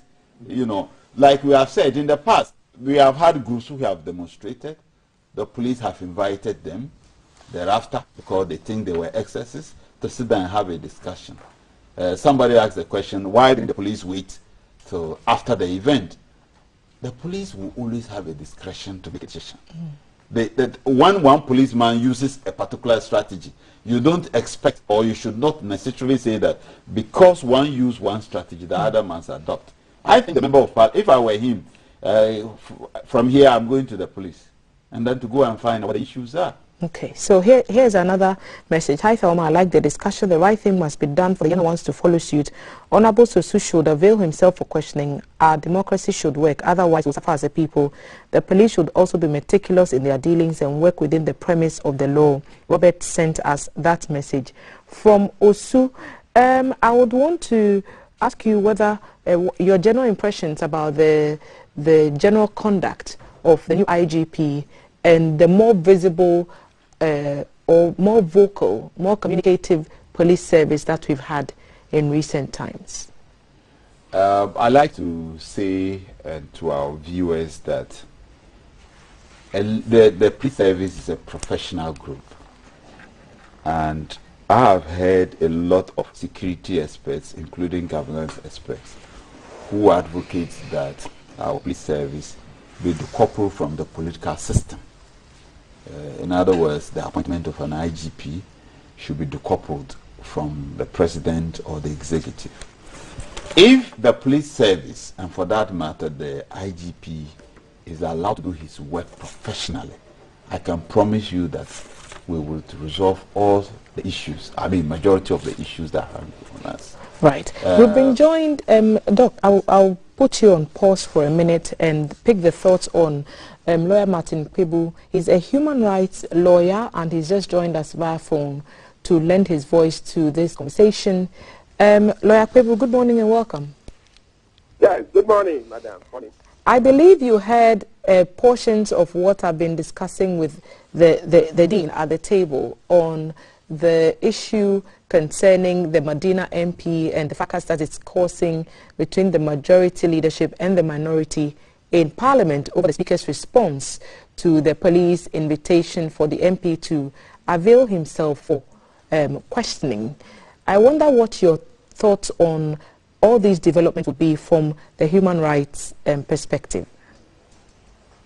Well, so right now, it appears that the way we are putting rival interpretations on Article 117 of the Constitution, and that the article that says that a member of Parliament is immune from arrest when he's on his way to attending act or returning from Parliament, then we just have to go to the Supreme Court for an interpretation of the matter.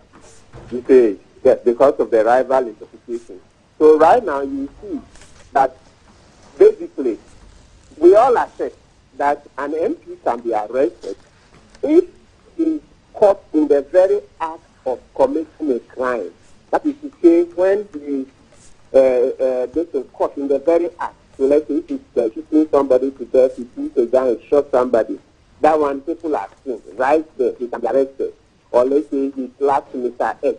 Right there, they are witnesses, they seen him, they can be arrested. But the other one is when nobody is going to commit an offense and the police suspect that he committed that offense. So they need him to come and assist the investigation. That is the one that is being as a headache now. And that is the one the Speaker has said he cannot release him now. So my understanding of the Speaker's letter is that he cannot release him now. Maybe the Speaker could have held the matter by indicating when he can release him. Because in Section 20 of Act 300, the Parliament Act, that gives the Speaker the power to waive the unity. That Section 20 of Act 300 says that notwithstanding that we have Article 117, which says he cannot, an MP cannot be arrested and immune from processes. And that Section 20, when you apply to the Speaker can waive it and tell you when he would release the MP. You say, so in this case, that is it's not yet late. They still can do it. Okay, now we find that the case is in court. The Speaker and the police can talk so that the Speaker will indicate them when he would release Honorable Susu. After all, as for criminal investigations, we don't have limitations. It doesn't die. And I don't also think the Speaker will say he's going to release Honorable Susu maybe 6 months from now. It doesn't look like so. I think there will be a reasonable time. So it's not yet, the gates are not closed, the doors are not shut. The Speaker and the police can negotiate something. Because now that we are headed for the Supreme Court, sometimes it can even happen that maybe the interpretation that will come will not favor the MPs at all. They may lose a lot of the privilege, okay? Because now there's so much respect that is afforded to them when it comes to that privilege. So in times like this, sometimes it's better to negotiate than to allow the court to rule. Lawyer, we are getting reports that Honorable Susu is expected to appear in court today. We are hearing some reports that the police have served him, the MP, with the court processes, and so they expect him to show up in court. How could that play out, do you think, from your point of view as a lawyer and a human rights one? Yes, so, yes, this one I also heard it on radio, but I understand Honorable Susu himself is not in the country.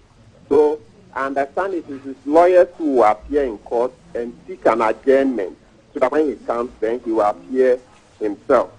Yes. So it's good for our democracy, right? So because that was it's still an avenue open to police. So that one is a provision in the Criminal and Other Offences Procedure Act. Okay? So that is what we call asperity. That law provides that if you invite somebody to the police station and the person doesn't want to come, you can go before a judge, but the police will go before a judge and then make a complaint. Then the judge would issue a summons. So this time it is the judge who is inviting Honorable Sophie to come. Right. You see the difference? So that one you must obey and go. Then he can lay out his immunity. So maybe if he goes there, then he can show the immunity that he doesn't intend to avail himself or he will waive it. So let's see how it goes. We will indeed monitor to see how that goes. Thank you so much, Martin Pebu, for sharing your thoughts with us this morning on this matter. Mr. Martin Pebu is a human rights lawyer, and you heard him, Dr. Bengab, talking about an MP can be arrested, so it's not a case of there's immunity or there's privilege, and so that can never happen. It can happen if they are caught dead in the act. Yes. Perhaps that's why people are saying they should have picked him up at the scene. Yes, because so that's why if where the infringement that's why happened, the police said we wanted to, yes, but this is the obstruction we got. So they had to go through this other means. Now they are using another means, which is through the court. Yes. Your final thoughts, your final impressions on this matter before we wrap. We're quickly running out of time. Right. So this is a matter, as the learned lawyer has put it, the two institutions should talk. I said that right from the beginning. Our leaders must be leaders sending signals and positive signals to younger people. If we see our members of parliament behaving in a manner that does not teach us younger ones or people who are younger how the future of this country should be, then we are in trouble. That's your thought. We are in trouble, but your thoughts on this have been very clear. Dr. Benag Bengab, I must say, is Dr. B.B.B. Bengab, and he's Dean of Student Affairs of the University of Education, Winneba. He's also a governance expert. Thank you, Doc, for sharing your thoughts with us.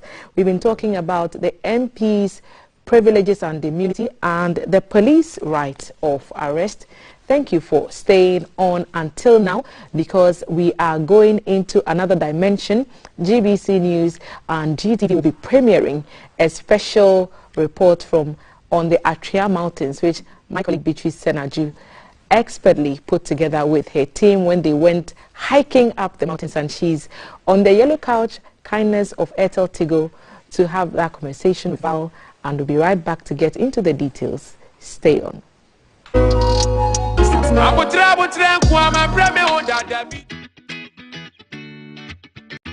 Coming live from the capital, this is the Breakfast Show.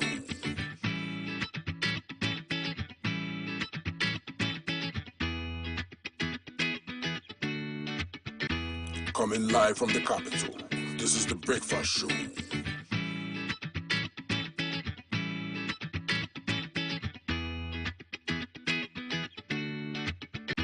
Coming live from the capital, this is the Breakfast Show.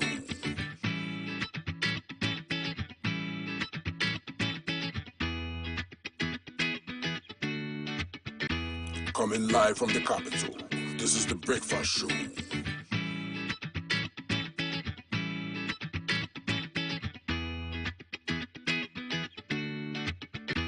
Coming live from the capital, this is the Breakfast Show.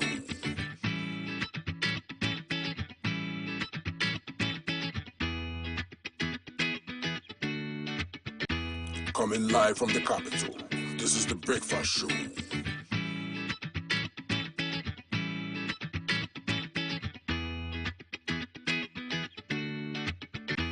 Coming live from the capital, this is the Breakfast Show.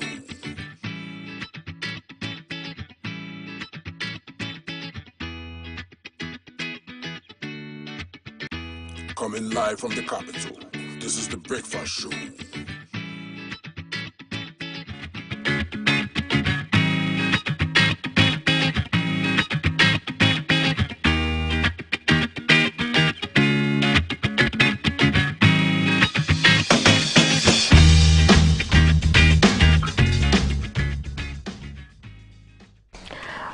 welcome to the warmer side of the breakfast table.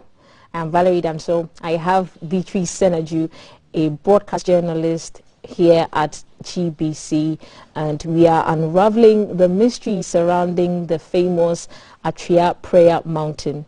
This show is made possible by Airtel Tigo, and so we'll take a quick break and see what Airtel Tigo has in store for Ghanaians, and then we'll get back and talk everything Atria Mountains.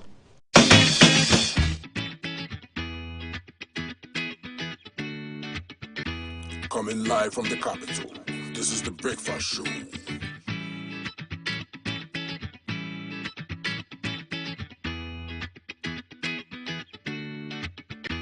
Coming live from the capital, this is the Breakfast Show.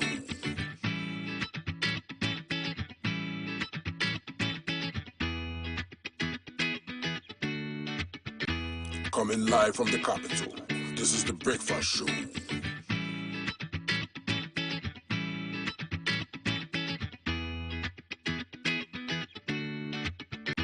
Coming live from the capital, this is the Breakfast Show.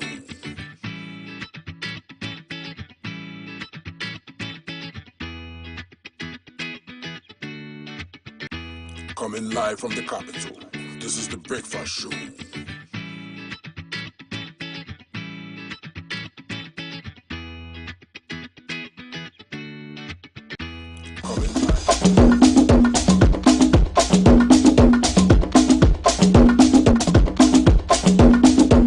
Intriguing revelations, captivating insights into deeper spiritual dimensions, all on one mysterious mountain.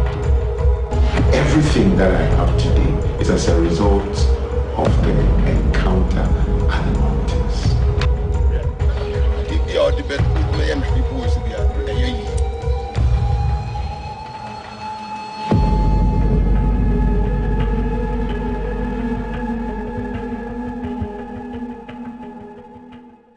Welcome back.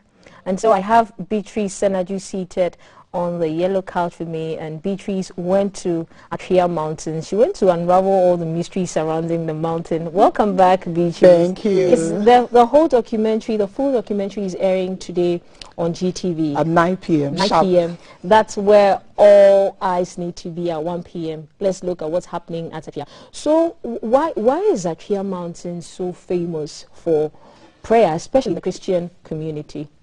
Okay, so you know that when it comes to being a believer, encounters are very, very important. When you say encounters, what do you mean to the ordinary person who doesn't know what you're talking about? An encounter is having a one-on-one with God, talking to Him, believing Him. Anytime you have an encounter with God or with the Holy Spirit, something changes. You get to know the clear essence of your being. You get to know which direction and specific things you need to do, your specific calling, and everything that pertains to what God wants you to do on earth. So that is why most people would want to have an alone moment with God. And such places are, it's always done on the mountains. Some people have their encounters in their rooms because they've raised altars in their rooms. So there are some people, they have a prayer closet. That is where they go to meet God. They communicate with God. Apart from going to church, you should know God on a personal level. So the same way when you go to the Muslim community, they take going to Mecca a big deal. Yeah, and that is the same way it applies to us as Christians. So different people have different places they go to meet God. Yeah. So basically, going to Atria is to have a personal relationship with God. I've seen some steps. There are some stairs going up the mountain, and I see you descending. How many stairs do you have to climb before you get to the top? Stairs. It took me 2 hours. 2 hours to climb. Wow. Yes. It's not something short. It's a long, and for you to get to the summit, it's a laborious one. You need water. If you are on a dry fast, you are dead. It's something like what Moses in the Bible did. Exactly. You see, so when you talk about encounters, if you look into the Bible, you realize that Moses went to meet God in a tent. Right. And he went to meet God on Mount Sinai. And when he came back, the Israelites couldn't look at him.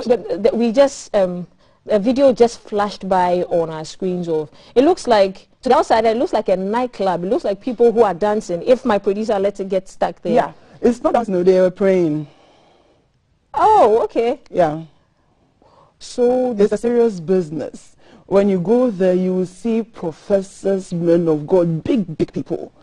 They won't tell you where they get their blessings from.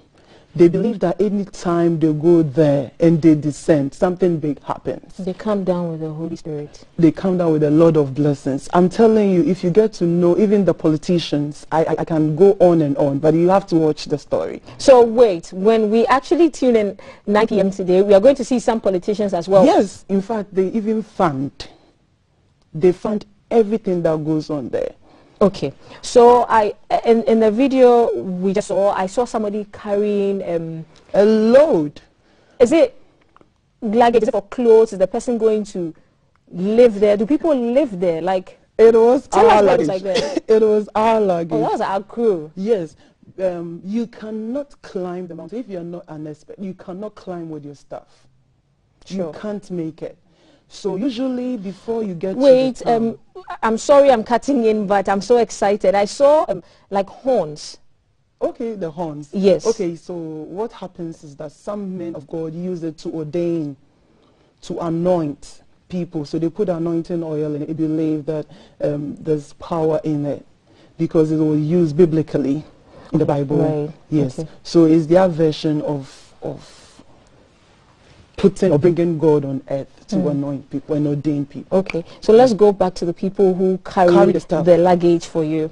Great. So when you get to the town, the journey starts all the way from Ifijase. That's where you get Anachia Mountains. Okay. So you pick the car, you alight. How much is it to get from the station? How much is it to pick a car to the mountains? From the station is like 6 cities. Okay. Yeah. And but now they might have increased. Okay. But do Ubers go there? Do taxis go? Uber is not there. Okay. It's a remote area. Okay. Right. Yeah. So Uber doesn't go. If you are even using your car, the roads are bad. So you have to go with a public transport. Right. Or you are using your own car. And even when you get there, you have to park. And after parking, you have to now trek to the top. So if you have luggage... And that's what took you two hours to get to the top? Yes. The climbing alone was 2 hours. Wow. And from Accra to Kumasi to Ejuso was 6 hours. Then from Ejuso to Ifijase was another 1 hour. So in all, we did like 8 hours. 8 hours straight to the top. So back to what I was saying, when you get to the town, you have people ready.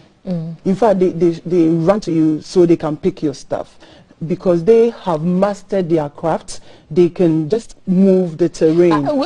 And in the video that we just saw, there's a woman, well, I don't know because it didn't show, but somebody was walking barefoot. Yeah. And there was water.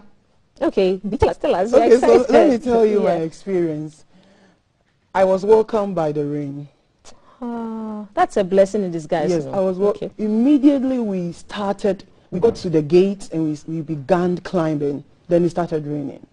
Wow. And we were in the middle of nowhere. All you could see is a thicket. Wow. It rained.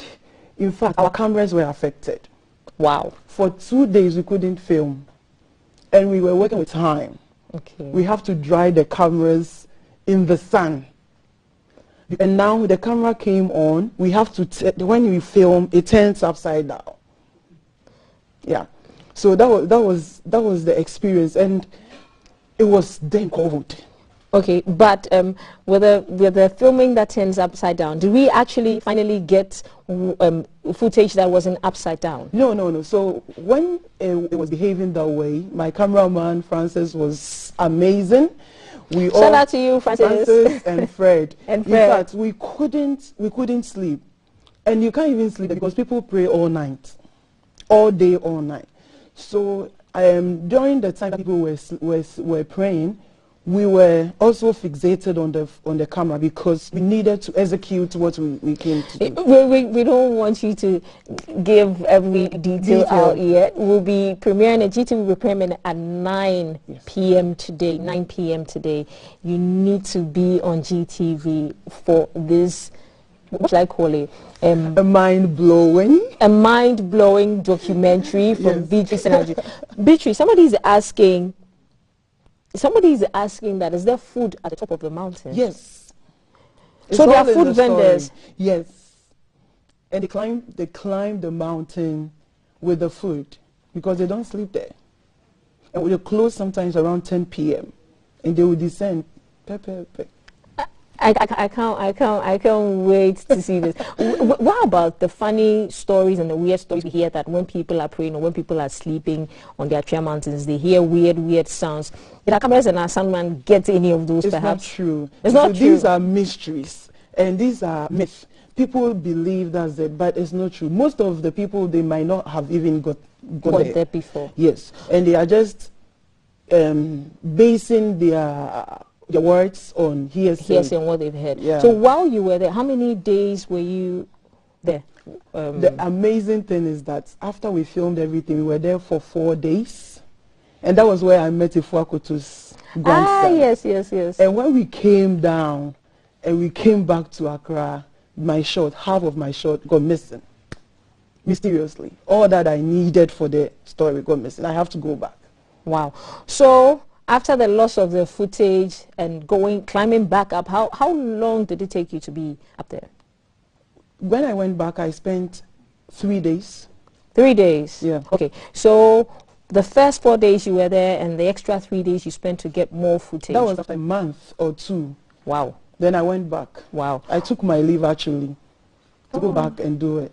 Right. So how many people were there, top of your head, if you can, how many people? Give us a rough idea. Of how many lot. On a busy day like Christmas and Easter, you can count about 5,000.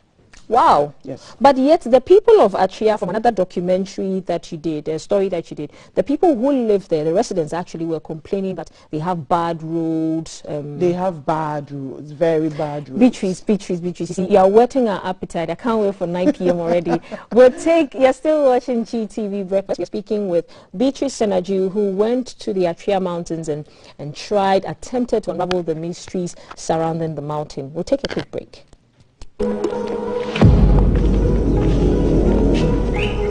Controversial, intriguing revelations, captivating insights into deeper spiritual dimensions, all on one mysterious mountain. Everything that I have today is as a result of the encounter at the mountains.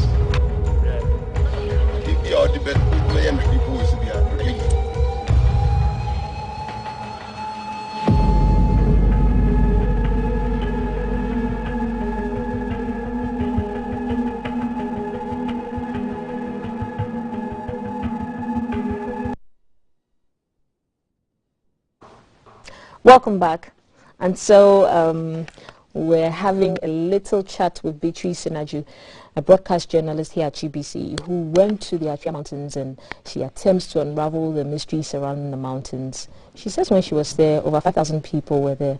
The documentary is airing today on GTV at 9 p.m. guys. Beatrice is still in studio. Do you want to ask her anything? Why you sound like a prophet? But prophetess. Prophetess. So you sound like you're preaching. But why do this story in the first place? Is it just a spiritual journey for you, like you said, an encounter for you? You know, I've heard about Atria Mountains for years, even when I was younger. But I never thought that, or I never knew I would go there. In fact, it was not part of my plan. But it got to a point, like when the Muslims do documentaries about their Mecca, right? So it was dawning on me like, you need to go. Because you're a Christian? Not that. But when you have a spiritual connection, when you know the Holy Spirit, okay. When He whispers, you will hear. When He tells you to do something, so it's also personal. Apart from it's also personal. Okay, Kaf. Okay, what really shocked you about this trip? About the fact that a lot of people tell me whatever prayer request they take there, it gets answered the moment they drop. And they believe that there is this mystery box, that every prayer you drop in that box is a covenant between you and God. Did you drop a prayer in the box? It was made by the founder. Okay. Did you put your prayer in the box? Yes. What did you pray about? A lot of things. One. GBC. You prayed about GBC, huh? Yeah. All right, guys, this is from Della from Ho, and Della says, Valerie, why do Ghanaians complain of economic crisis but waste time praying from Monday to Sunday without work? That's from Della, who lives in Ho. Guys, guys again. Yeah, back to guys. We've been spending time today, the last bit of the show, with Beatrice Aju, who has gone to the Atria Mountains, and there's a documentary that she worked on. It's premiering today at 9 p.m. on GTV. We've had the conversations that went around the newspapers, what's trending, what trended this weekend, what's trending, what the lawmakers are talking about, what ordinary Ghanaians are talking about, guys. And so the hashtag to follow is GTV Breakfast. The show is made possible by Awake Purified Water, Adonko Next Level Energy Drink, Lufat, Airtel Tigo responsible for this segment, Shield Acrylic Paint, and Cheesy Pizza. So our team went to Denum today, and I think that we'll share more of what we found on the ground on our social media platforms. So follow our pages, like we keep saying, and we'll share more of the insights of the extent of damage that our team has been able to uncover. You need to see that on our social media handles. And then also when you go on our website, gbconline.com, we have stories and behind the scenes of everything that we've talked about today on the show. It's gbconline.com. Remember to tune in at 9 p.m. to GTV and GBC24, because the documentary about the mysteries surrounding the Atria Mountains will definitely be available today at 9 p.m. The hashtag to follow is GTV Breakfast. We'll see you again tomorrow at 6 a.m. Okay. Thank you very much, Honorable Valerie. Honorable Beatrice. Honorable Beatrice. Honorable member for Atria Mountains. Before we go, guys, this is a special birthday dedication to the former Director of Technical Services here at GBC, and his name is Mr. Sydney Ni Ofoli. Add honorable to it. Happy birthday to Joel Latrebi, DHL. Happy birthday. Before Kafri's proverb for the day, this is from Iliasu, and this is the Chief Inspector Aludu Muhammad of the Ghana Police Weapons. He's an instructor there at the FPU unit. Okay. All right. Since you put me on the spot for a proverb, I don't have a proverb. I have a saying. This is one of my favorite sayings. Trust in God, but lock your car. Good one. Thank you. One of yours. We'll see you again, same time tomorrow, 6 a.m. sharp. Enjoy the rest of your Monday. Thank you, Honorable. Thank you, Honorable. We shall have been to me no see them. Yeah, we're doing the share me in the PM. Now what's the day?